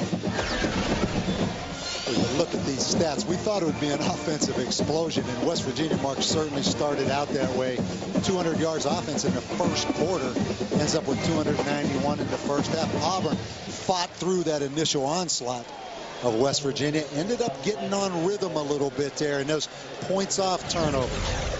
So I thought Jared Brown got a little bit sloppy at the end of the first half. The interception to Nico Thorpe, the sack, the fumble. 10 points for Auburn off of turnovers.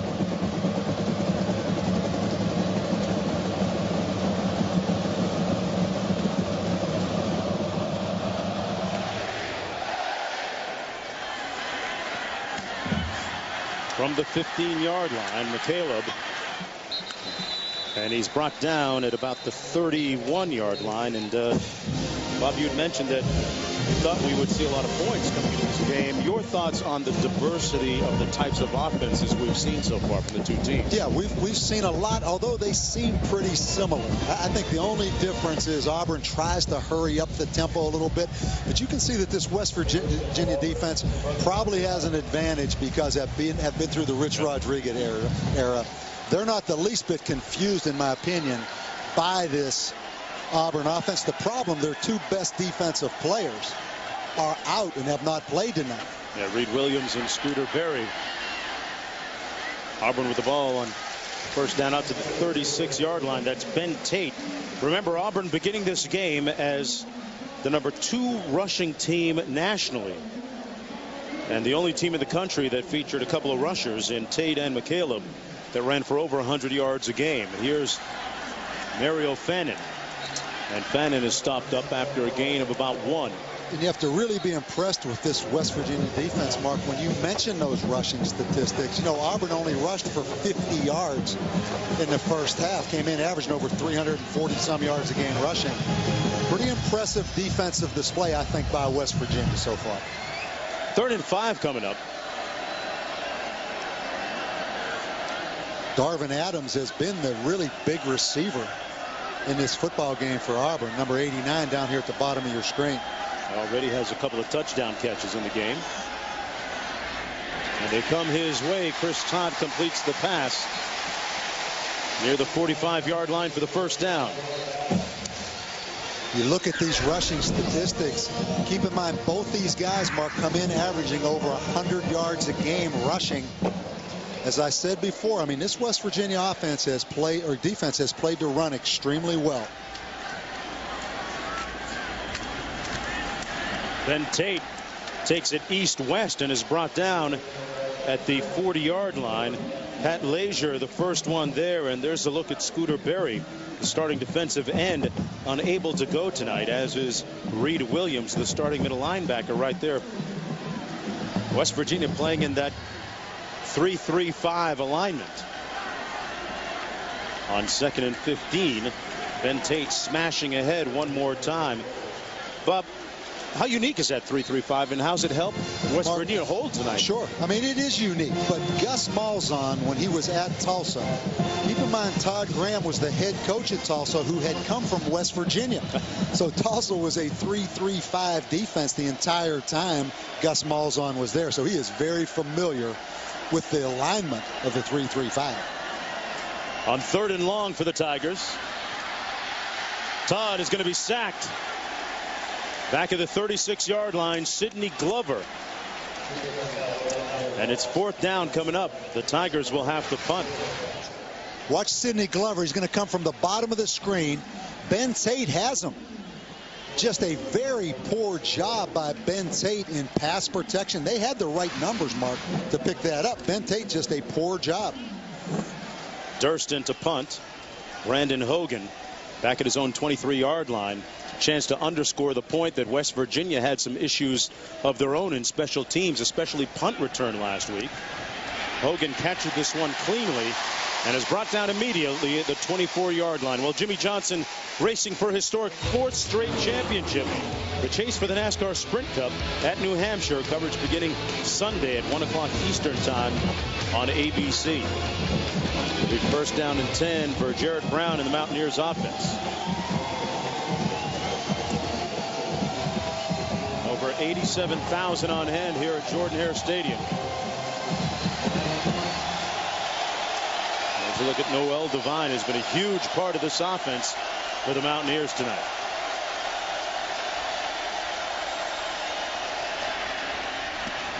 Little receiver screen complete. And a nice run after the catch by Brown's roommate, Arnett. Yeah, here's the Smurf of all Smurfs right here. Noel Devine. Right here, the speed, Mark, of just running past the angles of the Auburn secondary. Started out on fire, as did this West Virginia football team. Auburn maybe adjusted a little bit to that speed as the game went on in the 2nd quarter. Here's Devine again. Well, he gets going in a hurry. Gained about 3 on that play. The coach is telling us, Bob, of all the speed guys they have on the team, nobody's faster in the first 20 yards than Noel Devine. Same high school as Deion Sanders down in Fort Myers. And you talk about a tough upbringing and early childhood. This guy's story here is amazing. Something in the water down there in Fort Myers. 7 starters from the state of Florida for the West Virginia Mountaineers. Arnett in motion. Boy, Brown, a magician with that ball. Keeps it himself. Tiptoes out of bounds. Let's see where they spot this. They're going to give him a very favorable spot up near the 40 at the 39-yard line. He picked up 2 on the play. Kind of lulls you to sleep a little bit, doesn't it? Kind of a big, long strider, but how many times does he break contain? Again, number 52, Antonio Coleman had him dead to rights, Mark. Yeah. On 2nd and 8.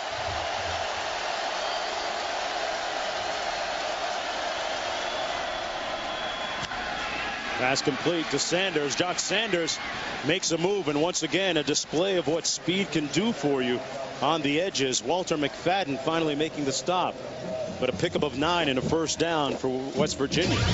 Yeah, Auburn, a lot of missed tackles. You look particularly against Jared Brown, but right here, poor angles. Right here.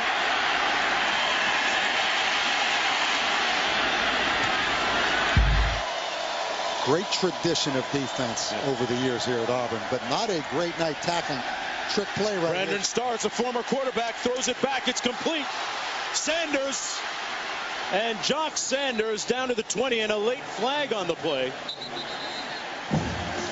Bradley Starks came to West Virginia as a quarterback, and a thumbs up from his head coach, Bill Stewart.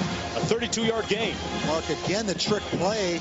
You mentioned Starks, a former quarterback, but watch another missed tackle right there by number 25, Darren Bates. Mark, again, I go back to that concept of not breaking down in the open field and gathering yourself and getting under control on defense. Again, you saw Darren Bates, really the first guy trying to run through the ball carrier and missing.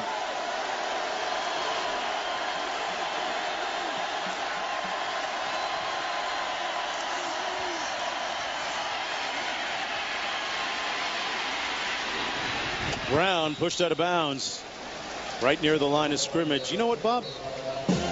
He played on Coach Huggins' basketball team at West Virginia. I don't want to make too much of it, but seems to use that pump fake pretty well. And he better be careful. One thing I have noticed, he gets a little bit sloppy in ball security. You know, at some point you might give a little pump fake, Mark, but then hold that football high and tight. Ted Roof right now, his defense is under duress a little bit. Oh. Brown escapes again and tiptoes out of bounds near the first down. Put a nice move on Zach Clayton, who's still looking for him. Picked up 8 on the play. Let's talk about, again, ball security. You go back to that last play. There's the pump fake. Now look where he's holding that football, Mark. I mean, you never know. Yeah, that ball easily could be stripped out. You never know who's behind you. So at some point, Bob Huggins, teach him to tuck that football away in the open field. At that point, he's pulling up for his jumper. You love those ball fakes, don't you? Oh, I love it. And room to go. Touchdown, Devine.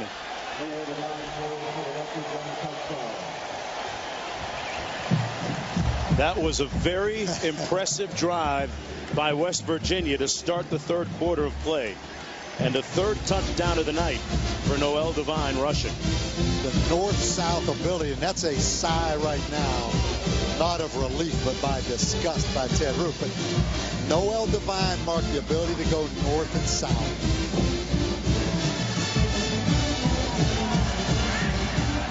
Devine now has run for over 100 yards in the game. It's the 10th time in his career he's done that, and they missed the extra point. Tyler Pittencourt pulled it to the left.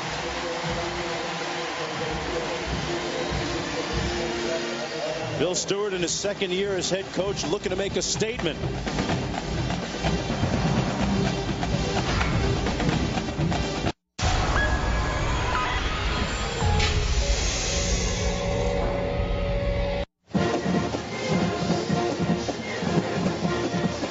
Welcome back, everyone, to SEC College Football on ESPN Primetime. West Virginia leading by 7 after the missed extra point a few moments ago by Tyler Bittencourt. But an impressive opening drive. 8 plays, 76 yards, using up a little over 3 minutes on the clock. And Noel Devine with his career-high 3rd rushing touchdown of the night. A man from Fort Myers, Florida. Isn't it amazing how a guy like Jared Brown, totally under the radar because of Pat White, he's every bit as elusive as a runner as Pat White. You just never really had a chance to see it on a consistent basis. He waited 4 long years for his chance on the kickoff return. This is Terrell Zachary for the Tigers. And Zachary stepped out of bounds at the 81-yard line. During the return, illegal block in the back, number 43, 10-yard penalty, first down.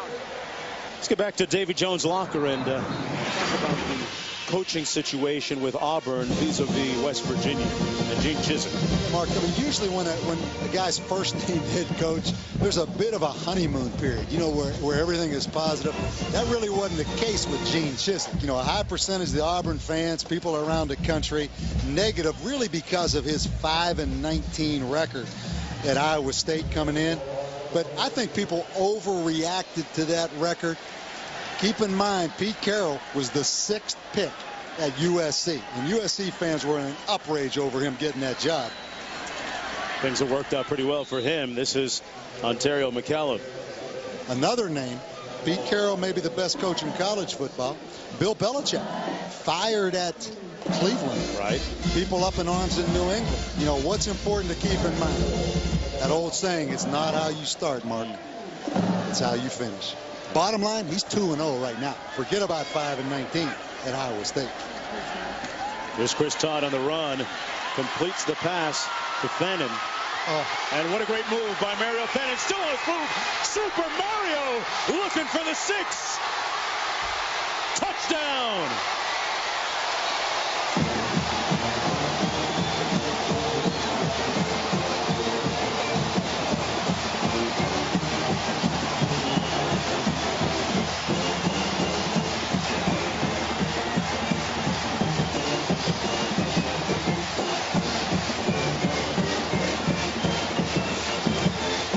Wow. 82 yards. Look at Bill. He said, what just happened? I saw number 27 run right by my entire defense. His 5th touchdown catch of his career.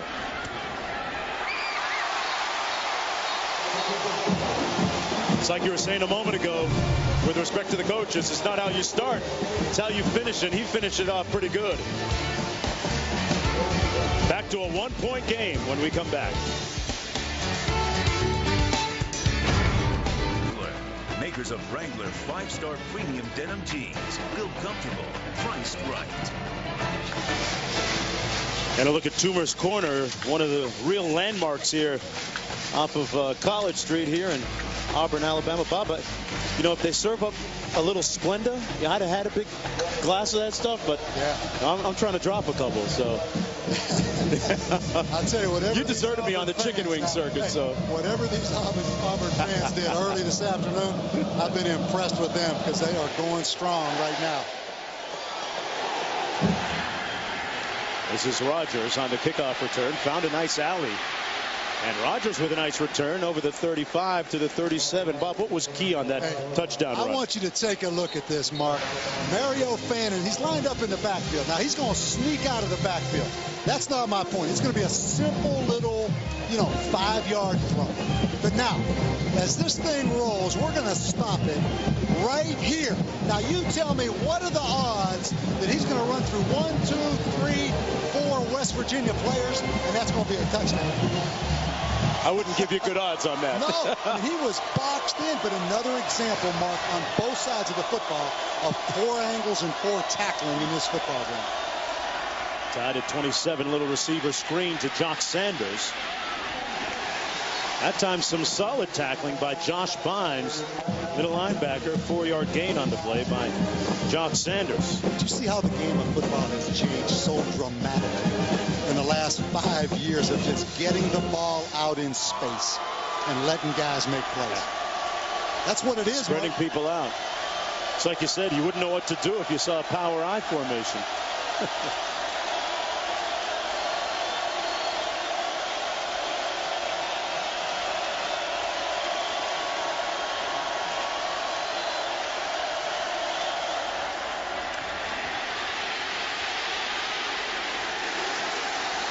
You know, even when Jarrett Brown is sacked, he's pretty exciting. Although he did gain one, not quite a sack. Looked like he was going to be. That ball's still kind of loose, ball. Darn right. I mean, he's down there on option. Now, when you tuck it away. See him swing that football back away from his body. He is going to get tomahawked before the night's over now.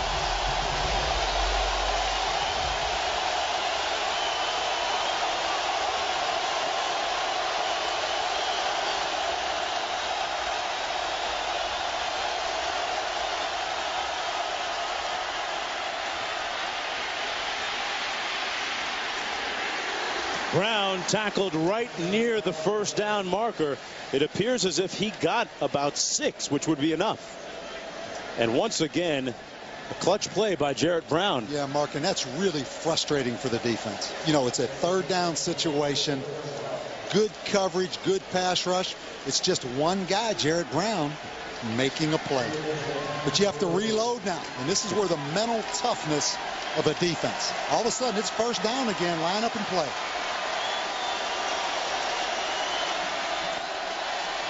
Mountaineers able to score on their opening drive of the 3rd quarter. Here's Ryan Clark in the backfield. And Clark between the tackles out to the 47-yard line. A nice gain of about 5. It'll be 2nd down and 5. West Virginia, some big mistakes, Mark. Let's go back to the missed extra point. The interception by Jarrett Brown when they were just steamrolling Auburn. Auburn, they'll hang around, claw back in it. Even football game. This game has had a lot of swings and momentum. Well, Devine dotting the I. Ryan Clark, the fullback. Jarrett Brown. Wendy Nix, they call him Jay Brizzle. Back to you in the studio. Mark, thank you. Georgia at Arkansas, Matthew Stafford and no Sean Marino. No, that was last year. How about Joe Cox to A.J. Green? It's a shootout. Regardless, 49-41 with about 7 to play in the 4th quarter. That game over on ESPN. An SEC update. Alabama wins big. LSU. And Dan Mullen gets his first win. Give me SEC. All right, Wendy, and Brown hands it off to Devine. Did well to get a short gain on the play. Picked up 1, and boy, what a crazy day this has been so far. Started off with the torrential downpour right around the time we were supposed to kick it off, or maybe 15 minutes before kickoff, and they tried to empty out the stadium, told the fans they had to evacuate, and the ones that decided to stay stayed at their own risk. We had a couple of lightning spottings, and they brought the teams back out, and then West Virginia came out like a couple of bolts and lightning and put some points on the board early. But Auburn rallying late in the first half of play with 10 points in the 2nd period. And right now we're tied at 27 apiece. Look, I believe it's Antonio Coleman, number 52.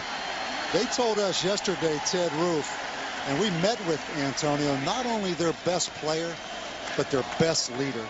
Came back for a 5th year. You see Gene Chizik out on this football field. This guy here is as respected, probably the most respected football player, along with Cody Burns on this football team. Yeah. Said that he decided to come back because he didn't like the taste that was left in his mouth. But bilious taste after the 5-7 season last year, and a lot of inner turmoil and controversy. And boy, you talk about Antonio Coleman. He has seen a lot of different defensive coordinators and coaches come through the doors here in the Plains. Yeah, Will Muschamp, David Gibbs, Paul Rhodes, and Ted Roof. That's 4 defensive coordinators in your 5 years at Auburn. He has literally seen it all here at Auburn. Played in high school with Jamarcus Russell down in Mobile, Alabama.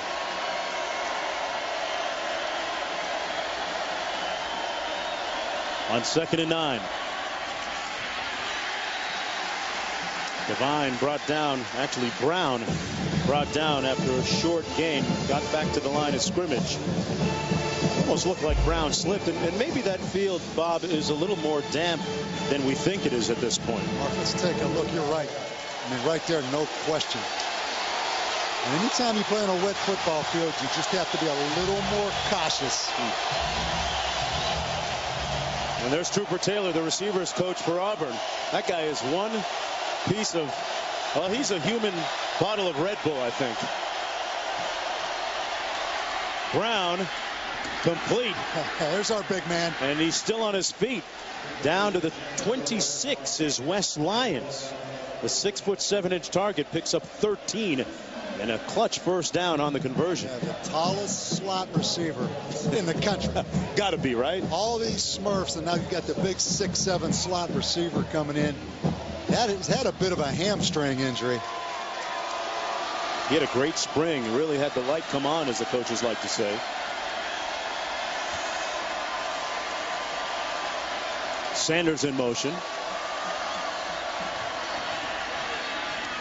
Complete little hook and ladder.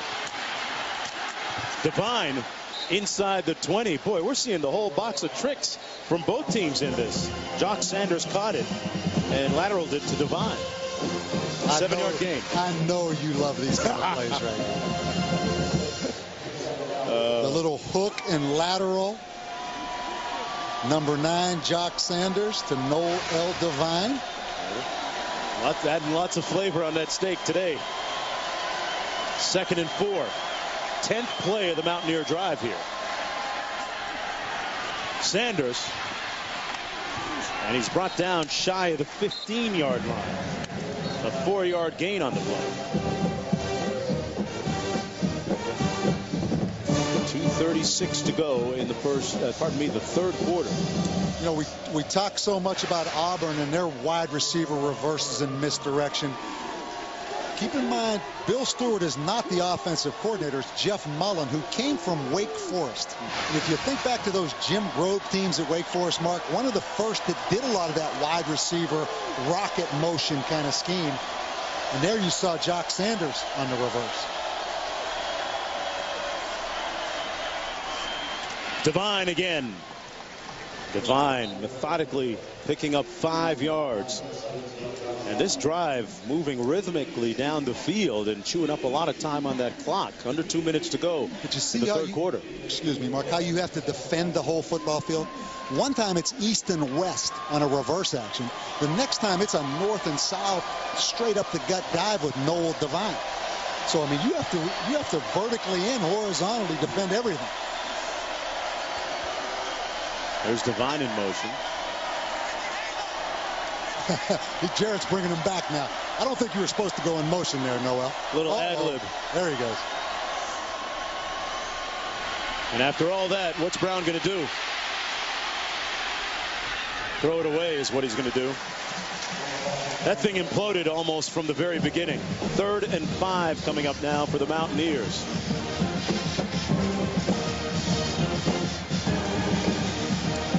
I thought Jeff Mullen made a good point as we look at Bill Stewart. He said every pass they call at some point has the potential to turn into a quarterback draw for Jarrett Brown. So if the receivers aren't open, when that clock ticks off in his brain, it turns into a quarterback draw. So watch right here on 3rd and about 6. Got to get to about the 6-yard line for the first down. Brown dancing around in the pocket, and he throws it away. And he ended up on his backside. Jake Ricks with good pressure on Brown. 4th and 5, and in comes the field goal unit led by Tyler Bittencourt.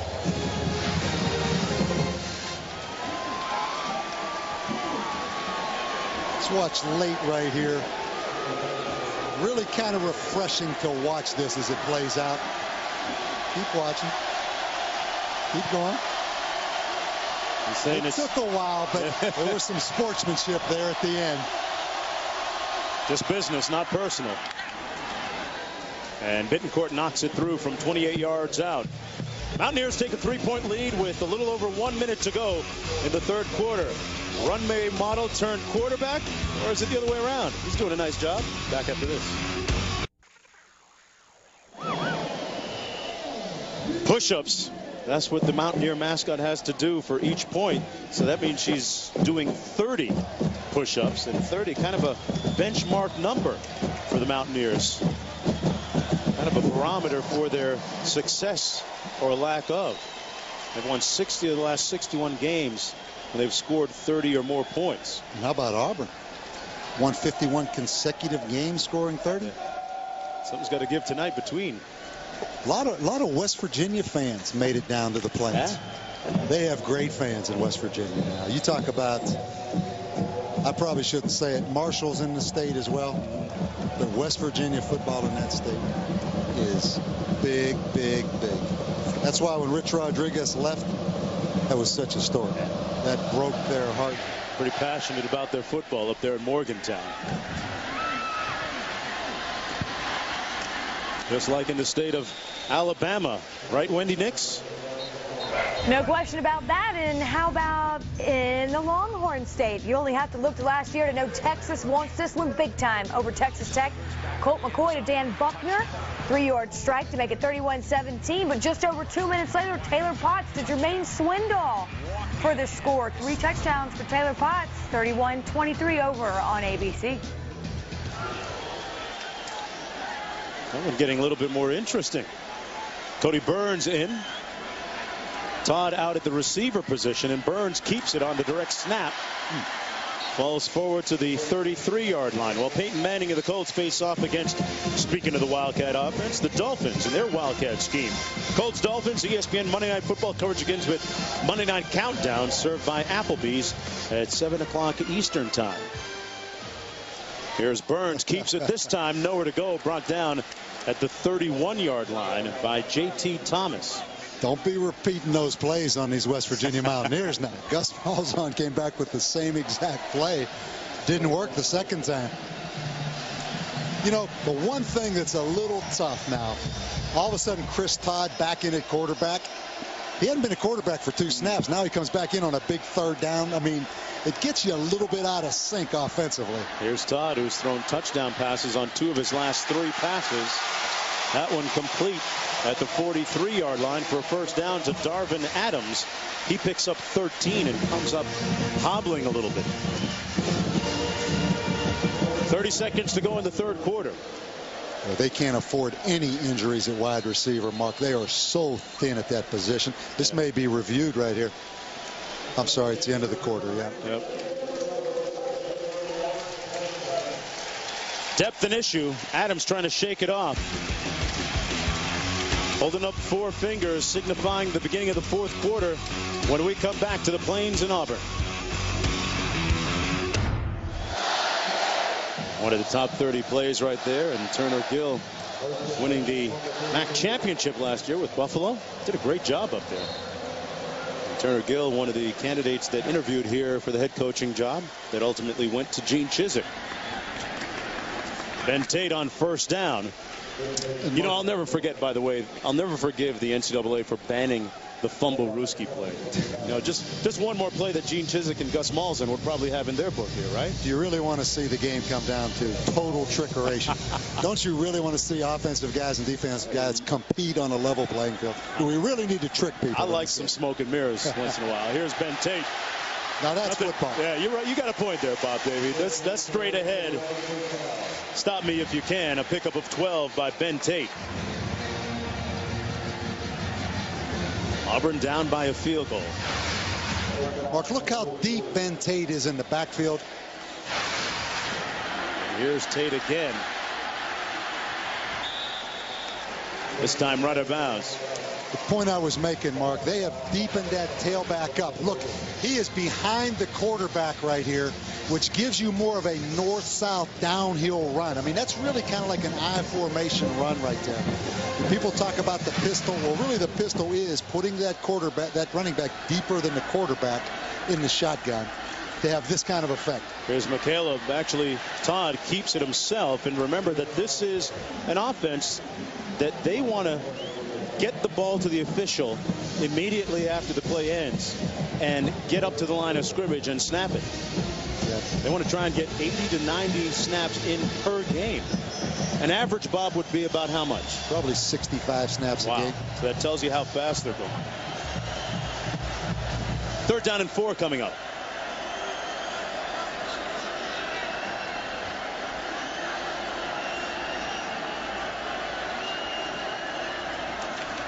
Todd to pass under heat.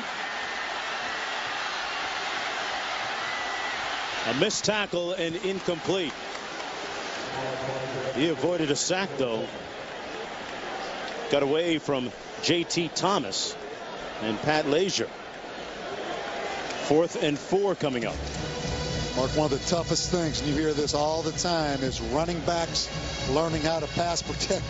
And that time, Ontario McCaleb, the young freshman, was in there at tailback and could not block the outside linebacker from West Virginia. You notice now Ben Tate back in that football game as they're going to go to a quick kick right here.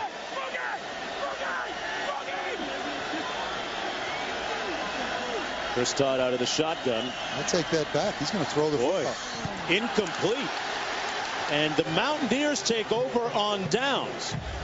So this funnels us to perhaps the questioning of the play calling for arguably the first time tonight. A pivotal point. I have to wonder, as we look at this formation right here, both running backs up in wing positions and a tight end, I thought they were going to pooch punt the football right there.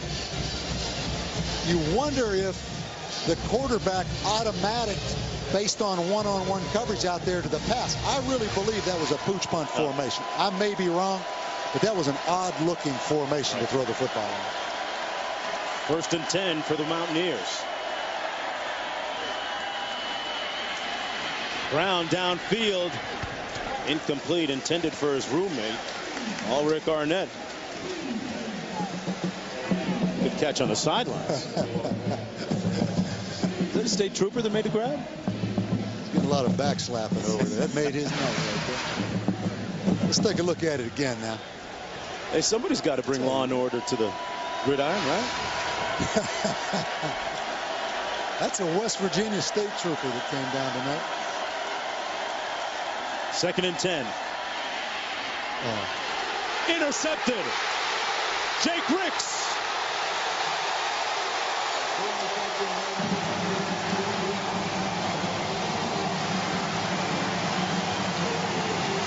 That's the first time he's thrown that overhand and not underhand. But it doesn't matter because that's the 3rd turnover in this game to West Virginia that potentially is going to lead to points right here.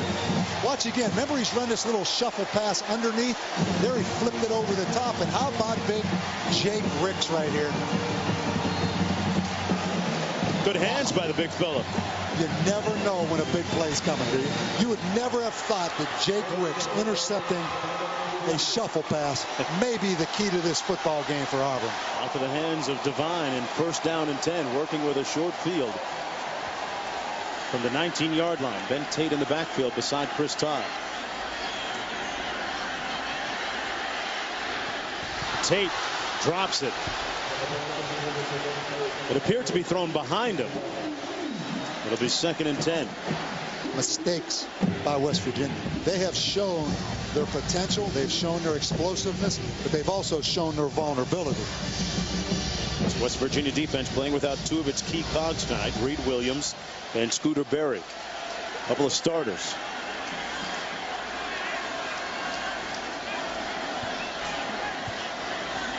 You know, Mark, I haven't really felt the super fast tempo of Auburn like I thought I would, to be quite honest.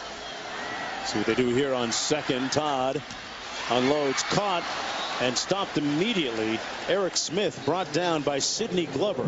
He picked up 2 on the play. Why do you think it is they haven't gotten up to the tempo they wanted to? I don't know. And they do have different tempos. You know, they actually have, you know, they call it pace plays where they get up there and just snap it quick. They also have a fire alarm where they huddle real close to the line of scrimmage and sprint up there. But I haven't felt them really quick snapping West Virginia all night.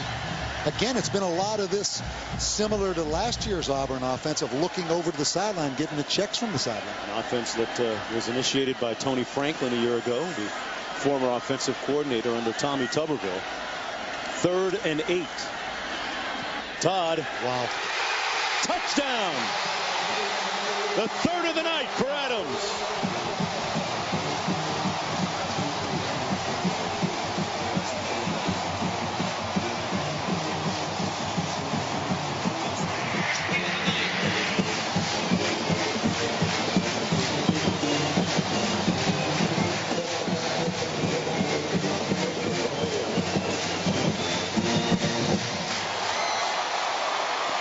First lead of the night, Mark, for Auburn. Yep. What a night for Darvin Adams. And after every play, as Gus Malzahn tells his players to do, you must hand the ball to the official. Mark, after every West Virginia turnover, Auburn has come back and scored in this football game. Finding the right answers.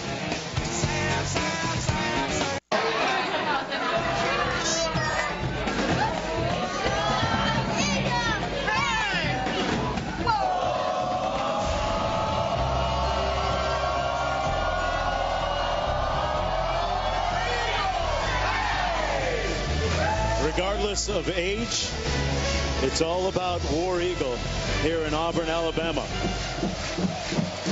They really are passionate about their football here in town. And Jordan-Hare Stadium packed tonight, over 87,000 on hand, witnessing a pretty high-scoring football game. 34-30. The Tigers with their first lead of the night. Rogers at the 7. And the alley quickly closed down at the 23-yard line.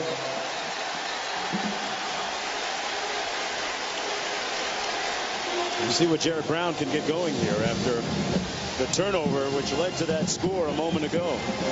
Auburn was 17 points off turnovers tonight by the Mountaineers. 2 of those turnovers by defensive linemen from Auburn. Jake Ricks with the interception, and then Blum with the sack and the caused fumble.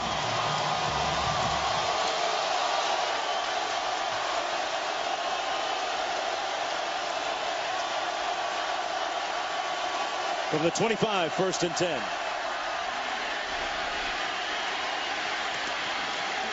Devine actually ran into his own man that time, picking up a yard on the play. Trooper Taylor, Bob, getting his troops on point and amped up. He should be wearing equipment out there. energetic guy now.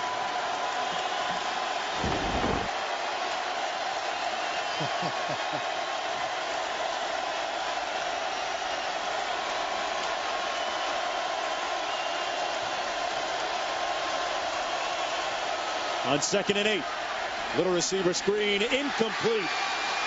Intended for Arnett. Well, as for Taylor, it's the way he begins every one of his days. Look up.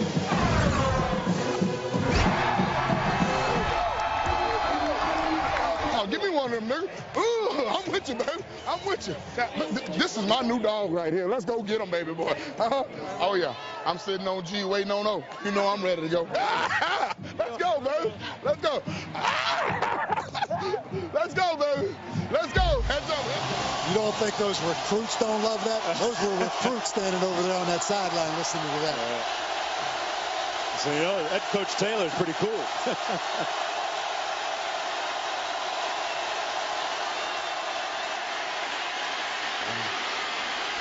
Brown, with great escapability, picks up the 1st down to quiet the crowd. Stevens making the stop after the 13-yard run. And go back to what Jeff Mullen, the offensive coordinator, told us. Every pass quickly turns into a quarterback draw if he doesn't get what he wants to get. They told Jared Brown that he doesn't have to be Pat White to be successful. He's doing a good job of being Jared Brown upfield. And this one incomplete and a flag thrown. Arnett being covered by Walter McFadden. McFadden seemed to have that DB lean going on into the wide receiver Arnett. Yeah, and the question, was the ball catchable?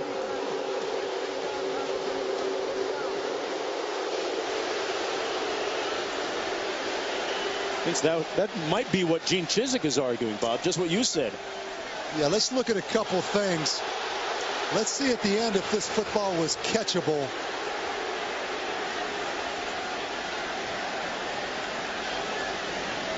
Close. I mean, that's a tough call right there, because that really is pretty good coverage. I mean, no question McFadden, extended the arm on him. That's a tough call right there to make in that situation, though. McFadden, one of the real voices of that Tiger defense. Folks, Jimmy Johnson racing for a historic 4th straight championship. The chase for the NASCAR Sprint Cup at New Hampshire. Coverage beginning Sunday at 1 p.m. Eastern Time on ABC. It was interesting. We had a chance to meet with Antonio Coleman yesterday. He said that Walter McFadden was really the speaker box on defense. Guys, listen to him.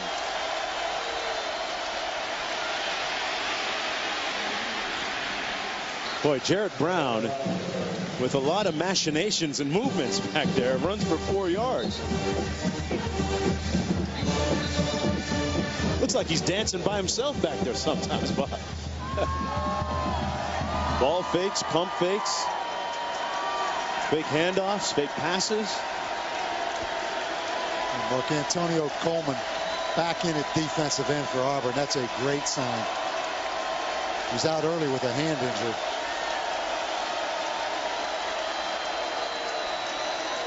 On 2nd and 6, little receiver screen complete. Jock Sanders got a nice block on the edge, and he doesn't need much help. Sanders with a first down at the 28-yard line. Nice block by the lanky 6'7" West Lions, and he picked up 14 on the play. Mountaineer fans a little bit happy and amped right now. Well, if you don't walk out with a linebacker and cover down on these spread receivers, they just raise up and throw you the football, and that's become a huge play in college football.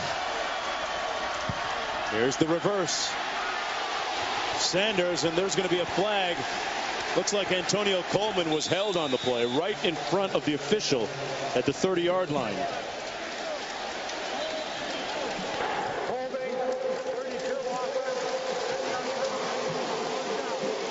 Yeah, Mark, you saw it all the way.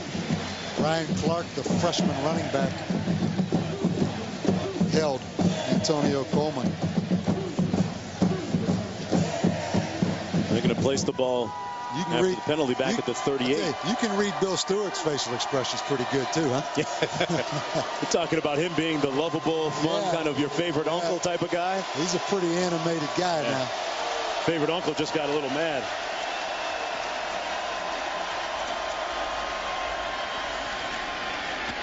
Devine. Boy, when he gets to the edge, people start holding their breath. Devine pushed out of bounds at the 29-yard line. With 9:15 to go in the 4th quarter, he got back 9 yards after the penalty. It's opened up a whole game for the 5'7" guys around the country. Recruit the Smurfs, put them in open space, and find ways to get the football out on the perimeter. 2nd and 11. Boy, look at this, an I formation. Devine brought down after a gain of about 1 by Josh Bynes. It's one time Noel Devine a little impatient there, Mark. He should have hit that thing up in there a little bit north and south. I mean, he went to the cutback almost immediately.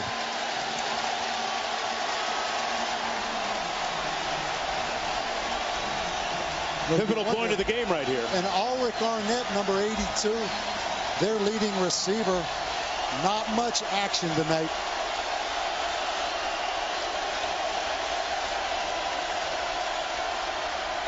Brown intercepted at the 12. McFadden.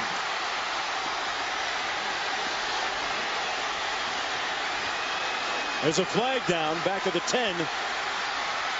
And McFadden still on his feet. One man to beat. There's another flag down.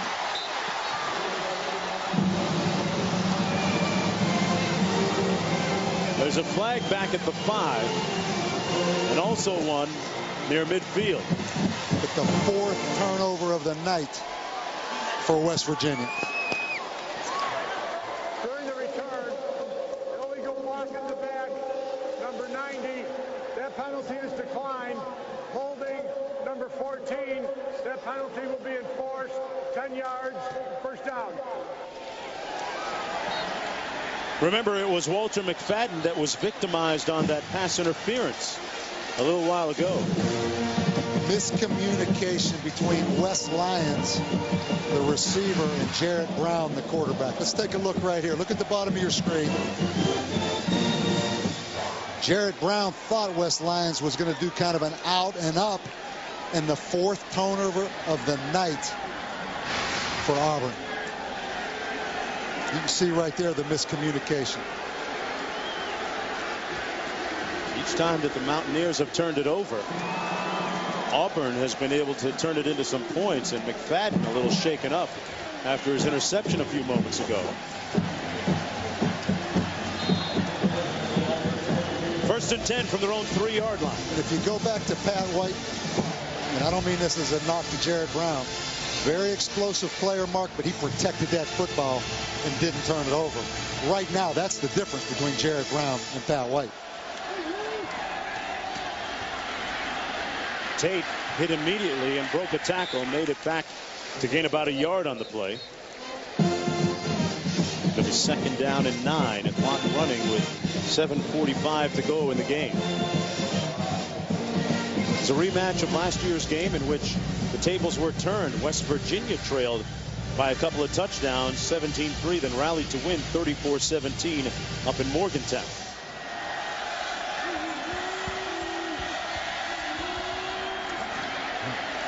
Burns was in the ball game in motion. Ben Tate with the carry. Talk about these turnovers, Mark. First of all, 2 key plays by defensive linemen. You look at Blanc right there with the strip. You look at Jake Ricks right here with the interception. 2 big turnovers by defensive linemen led to 2 scores by Auburn. The other 2 turnovers by the corners, McFadden and Thorpe, on interceptions. But the 4 turnovers, the story to this football game.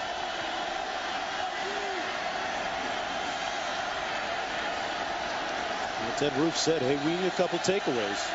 They've gotten something.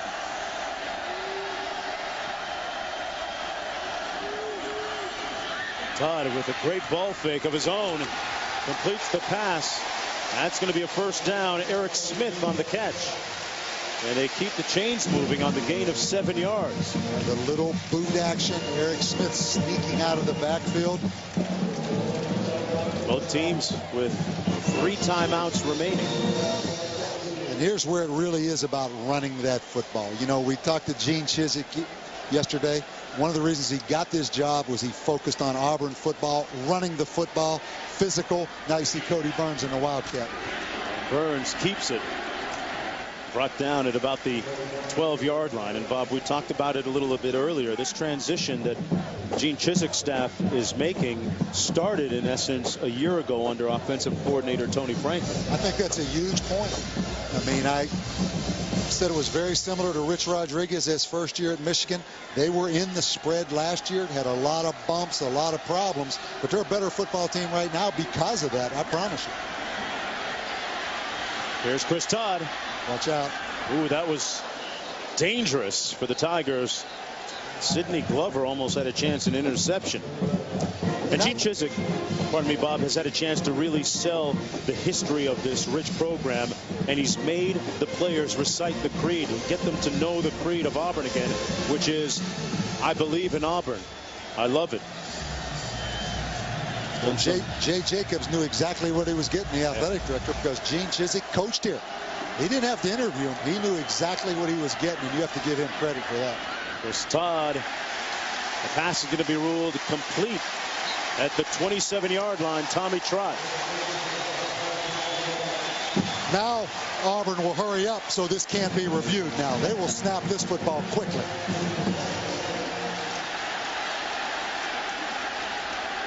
See that? Not quite. They tried. Yeah. They tried to That's go to the hurry up fire offense. alarm. They call that the fire alarm. Let's get up and snap it. Ooh, Mark. Tommy Trott, who we weren't sure was going to play tonight because of injury, actually tore his ACL last year, hurt his knee a little bit.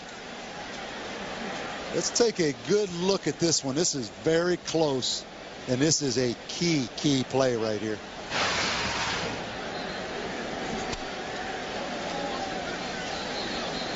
It's a better angle. Mark, I think it hit the ground. Yeah, from that angle, it looked like he didn't quite get his hands underneath it. But again, it was ruled a catch. The evidence has to be conclusive to overturn it.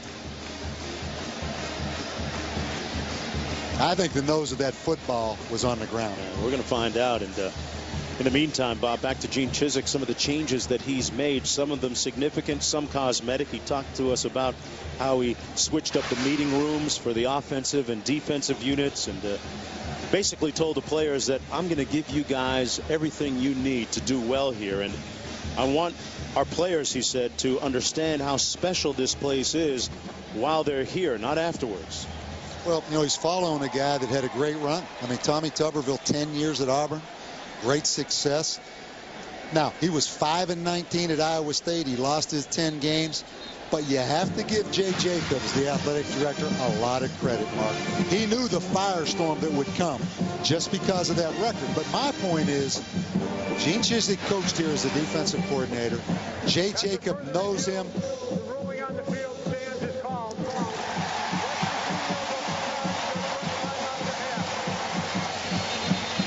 Probably not conclusive evidence to overturn that call. So Chizik's Tigers keep possession of the ball. It'll be 1st down and 10 as they look to go 3-0 and put this one away when we come back. Plenty of time to go. Brought to you by the Volkswagen CC. Visit your local dealer for a test drive today. Well, the weather was the big story early. This game delayed for a little over an hour. It was supposed to kick it off at 6:45 p.m. local time. We had a little over an hour delay because of the lightning in the area and the severe weather warning. Once we got underway, boy, we saw a different type of lightning and fireworks. A lot of points on the board tonight. 1st and 10. And Tate breaking a couple of tackles. And Tate for the 1st down, picking up about 16, and a late flag thrown near midfield.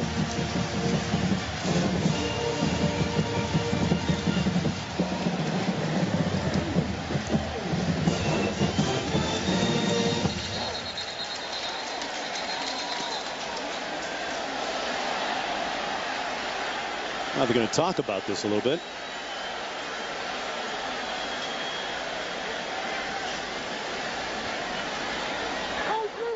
Personal foul, face mask, number 43 on the defense, 15-yard penalty, 1st down.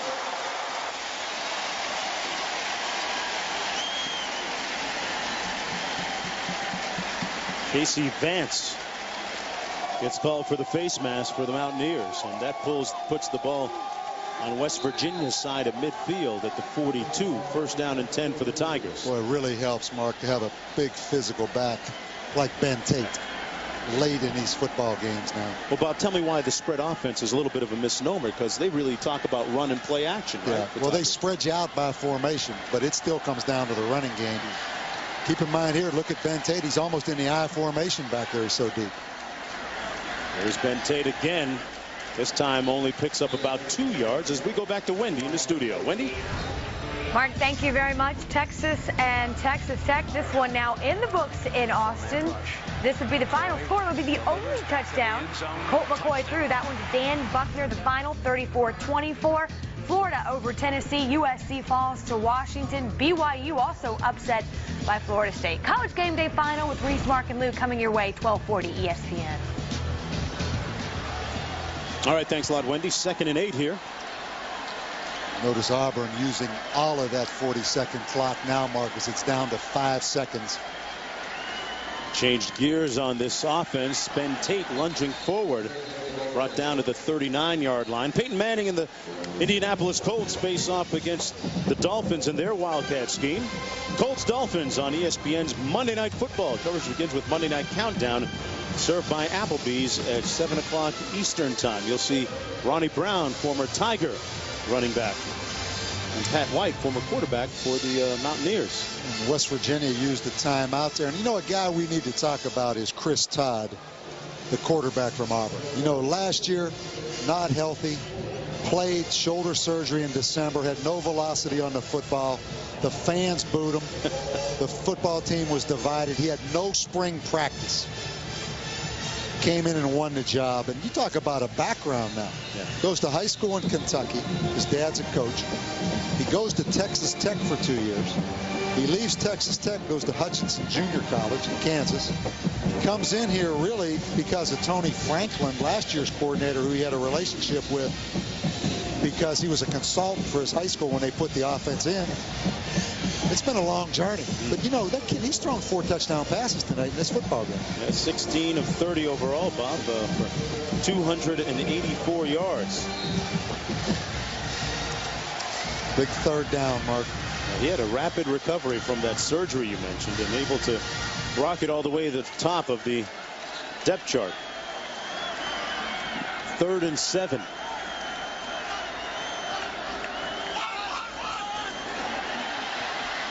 They're coming after him. He got it off and incomplete. Boy, they were in hot pursuit.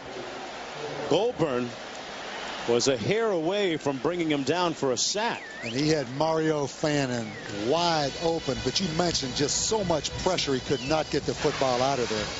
You're going to watch right here. I mean, West Virginia comes with the field blitz, about 5 of them coming from the field. He rolls out, just not enough steam right there to get the football to Mario Fannin. And West Virginia, with 2 timeouts, in a position to take this football game and get on the field and win it, Mark. It's just a 4-point game, 4 minutes to go. Low snap. It was bounced back to Durst. And this one goes into the end zone.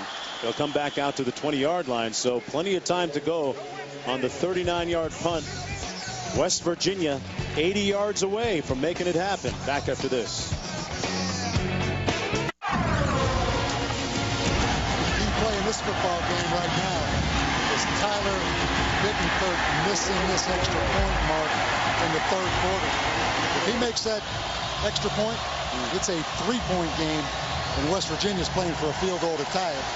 Instead, it's a 4-point game, and they need a touchdown to win it. That's a huge difference right now in this football game. Jarrett Brown certainly capable. 34-30. 1st down and 10 for the Mountaineers. Incomplete. Intended for West Lines. Well, both teams at that 30-point mark. And good things happen for both of them. West Virginia's won 60 of his last 61 when scoring 30 or more. Auburn's won 51 consecutive games when scoring 30 or more. So one of those going to come to an end tonight. West Virginia with only 1 timeout left in this game. Brown on the screen into traffic, picked off. Touchdown, Stevens.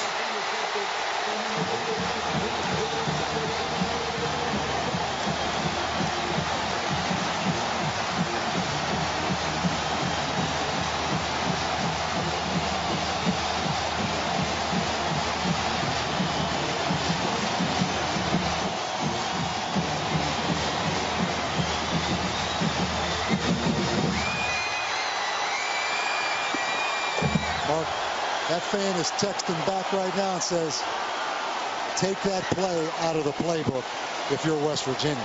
That's the 2nd interception on that middle screen tonight, and that is 5 turnovers in this football game for West Virginia. Very un-Jarrett Brown-like. Well, they all led to score. We're talking about 5 turnovers that all led to scores. Ted Roof, the defensive coordinator, told us yesterday they got to get some takeaways. They've gotten a lot, Bob. Let's take a look at this. It's again the little middle screen. He wanted to go underhand. He went overhand. Craig Stevens tips it to himself. Well, look, he wanted to go underhand, Mark. Flipped it over the top. That indecision really cost him. And the happiest guy in Jordan-Hare Stadium, athletic director that made the hire. Don't think for a second he doesn't realize how big 3-0 for Gene Chizik is. Forget about 5-19, right? Mark. Yeah. Forget about 5-19 Iowa State. That's a long time ago. Different place. But you know what? This young guy right here, we talked about ball security. I thought he would get stripped because he hangs that football out, but it did come down to ball security with the interceptions and the sloppiness. Auburn has been extremely opportunistic tonight on Jarrett Brown turnovers. And right now the Tigers looking to atone for losing against the Mountaineers last year, leading by 11.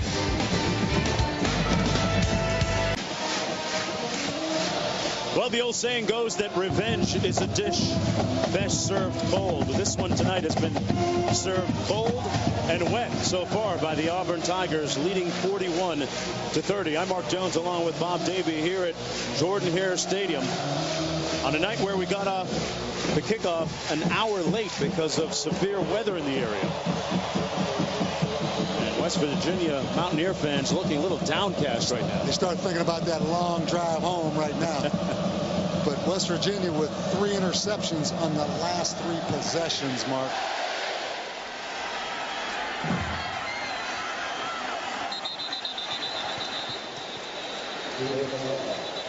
Flag on the play. The ball rolls out of bounds, and no matter how successful a season Auburn will have this year, if they do have one, Bob, it'll always be measured with reference to their neighbor down the road in Tuscaloosa, Alabama. Well, there's no question about that, Mark. And you know they have Ball State coming in here.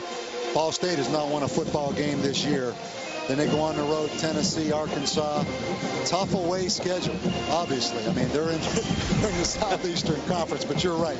I mean, the success that Nick Saban has had at Alabama, no question, has raised the stakes right here.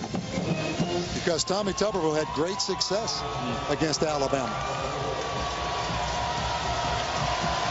Turnovers telling the story of the night. 3:40 to go.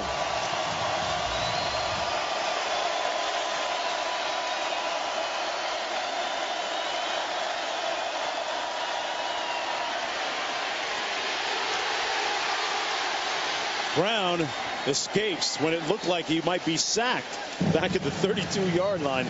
Great pressure by Nick Fairley. Jarrett Brown down. The backup quarterback, Geno Smith, is a true freshman quarterback. Out of Miramar, Florida. From Florida, and that does not look good right there. I mean, he's clutching that left wrist, obviously in pain.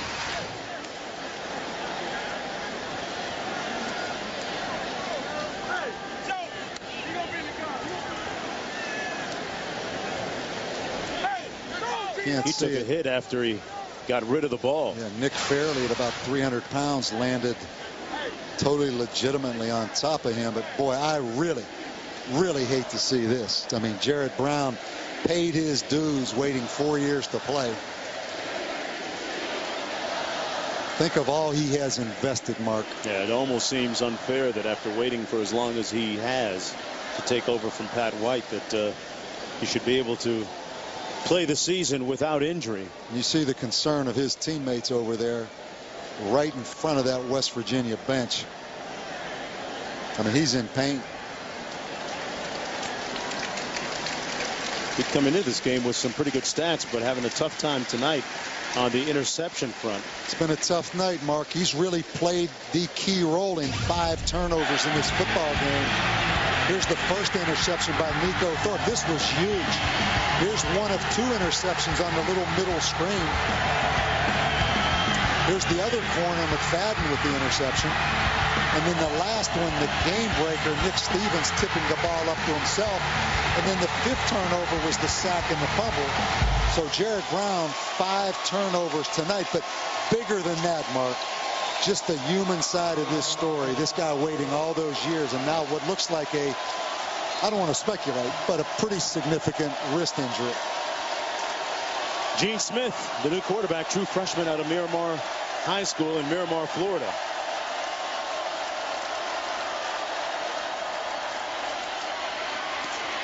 And he got rocked, knocked down by Antonio Coleman, who was shaken up earlier in his comeback.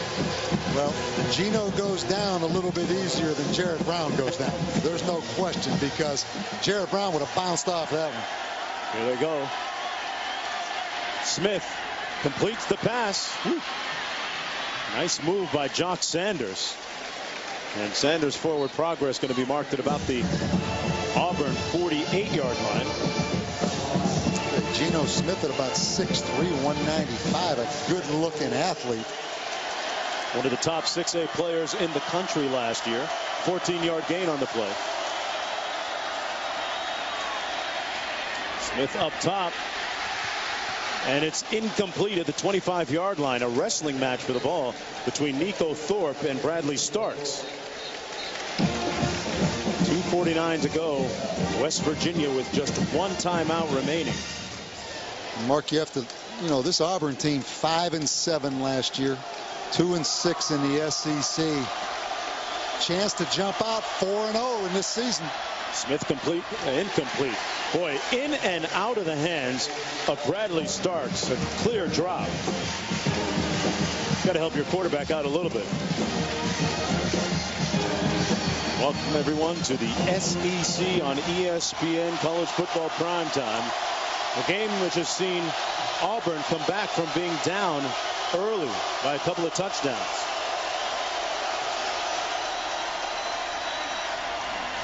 This one's complete. Came right back to Starks. Starks pushed out of bounds shy of the 40-yard line. Gene Smith, a high school All-American. Well, it's a ball game right here. 4th down and about 3. West Virginia obviously has to convert right here. Tough spot for the true freshman to come in.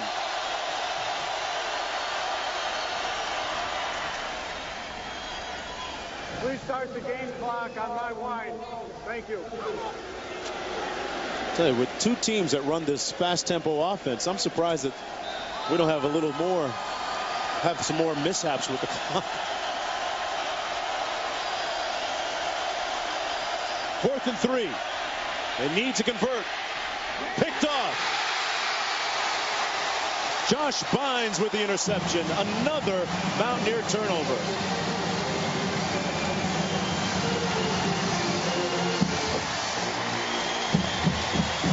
Great push by the Auburn defensive line. They were in the lap of Geno Smith. And Mark, this crowd's wet. They probably don't smell great, but they're enjoying the heck out of it. Watch the push up the middle by Auburn's defensive line. Steps up in the pocket, just gets engulfed in the 6th turnover of the night. And how about Gene Chizik? That's the best feeling in the world right there, Mark. Right to his defensive coordinator, Ted Roof. And that's about the worst feeling. Yeah. Cody Burns in a quarterback. And Burns keeps it himself out to the 45-yard line. Picked up 5 on the play. Big story, Jared Brown. West Virginia moving forward. The health of Jared Brown leaving Auburn, Alabama tonight. Yeah, the Big East Conference play still ahead of this team. They're going to be a player now. Don't think for 1 second they won't have a chance to win the Big East Conference. 9-3 a season ago. 2nd and 5 coming up for the Tigers. And you think about the road that this Auburn team has traveled in about a year. Bob, you and I saw them a year ago at this time against Mississippi State. Here's Burns going to run it again. Burns was the backup quarterback going into that game a year ago for Mississippi State. Here we are a year later, different coaching staff. He's the backup quarterback again, but under much different circumstances. Yeah, and Auburn has a long way to go. Gene Chizik will be the first one to tell you West Virginia helped Auburn immensely tonight. You don't turn the ball 6 times, turn it over 6 times. I mean, they have almost 400 yards offense, West Virginia, but the 6 turnovers killed them.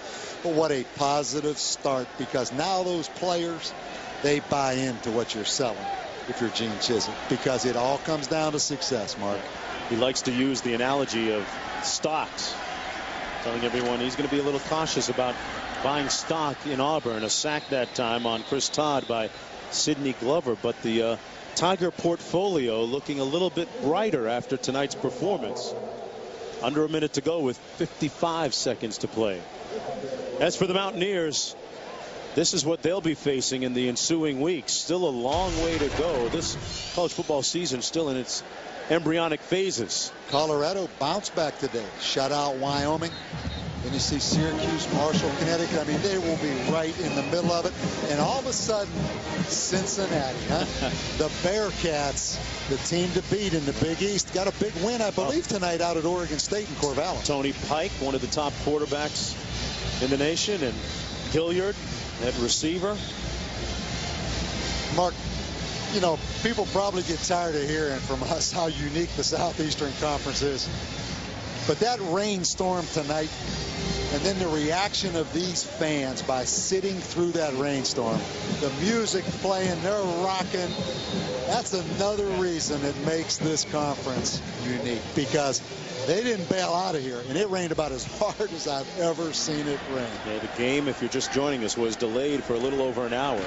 Here's the punt from Durst. Mountaineers going to let it bounce, and it'll bounce all the way down inside the 15-yard line. You know, when the rain was coming down, you know who my MVP was, Bob Davie? The PA announcer and the public address worker, because they put that song on, Creedence Clearwater Revival, CCR. Right. Have you ever seen the rain? Yeah. Kind of livened up the party a little bit. Believe me, they're moving and shaking a little bit.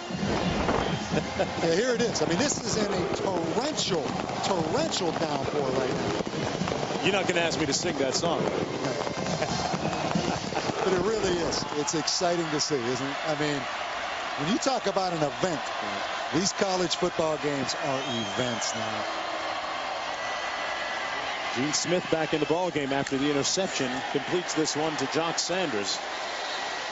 And we can't leave the air tonight without talking about the Washington Huskies and Steve Sarkisian. Huge win. Mark, that's an unbelievable win. We had the Huskies last year late in the season against Notre Dame. It was like a funeral out there. We had them early in this year against LSU. It's a remarkable turnaround. Huge transformation. And things looking a lot different in the Pac-10 as a result. Smith completes the pass to number 4 West Lions. 5 seconds to go. West Virginia started off out of the game real quick, but they're going to end up on the short end of this one. Gene Chizik's team can atone for the loss last year up in Morgantown, 34-17. He said something real important when he talked about the scrutiny that he faced. He says he doesn't look to anyone or anything for validation. He gets it from within. Well, the scoreboard going to do some validation tonight for the Tigers as they win it 41-30, improving to 3-0 on the season. The Mountaineers, meanwhile, falling to 2-1.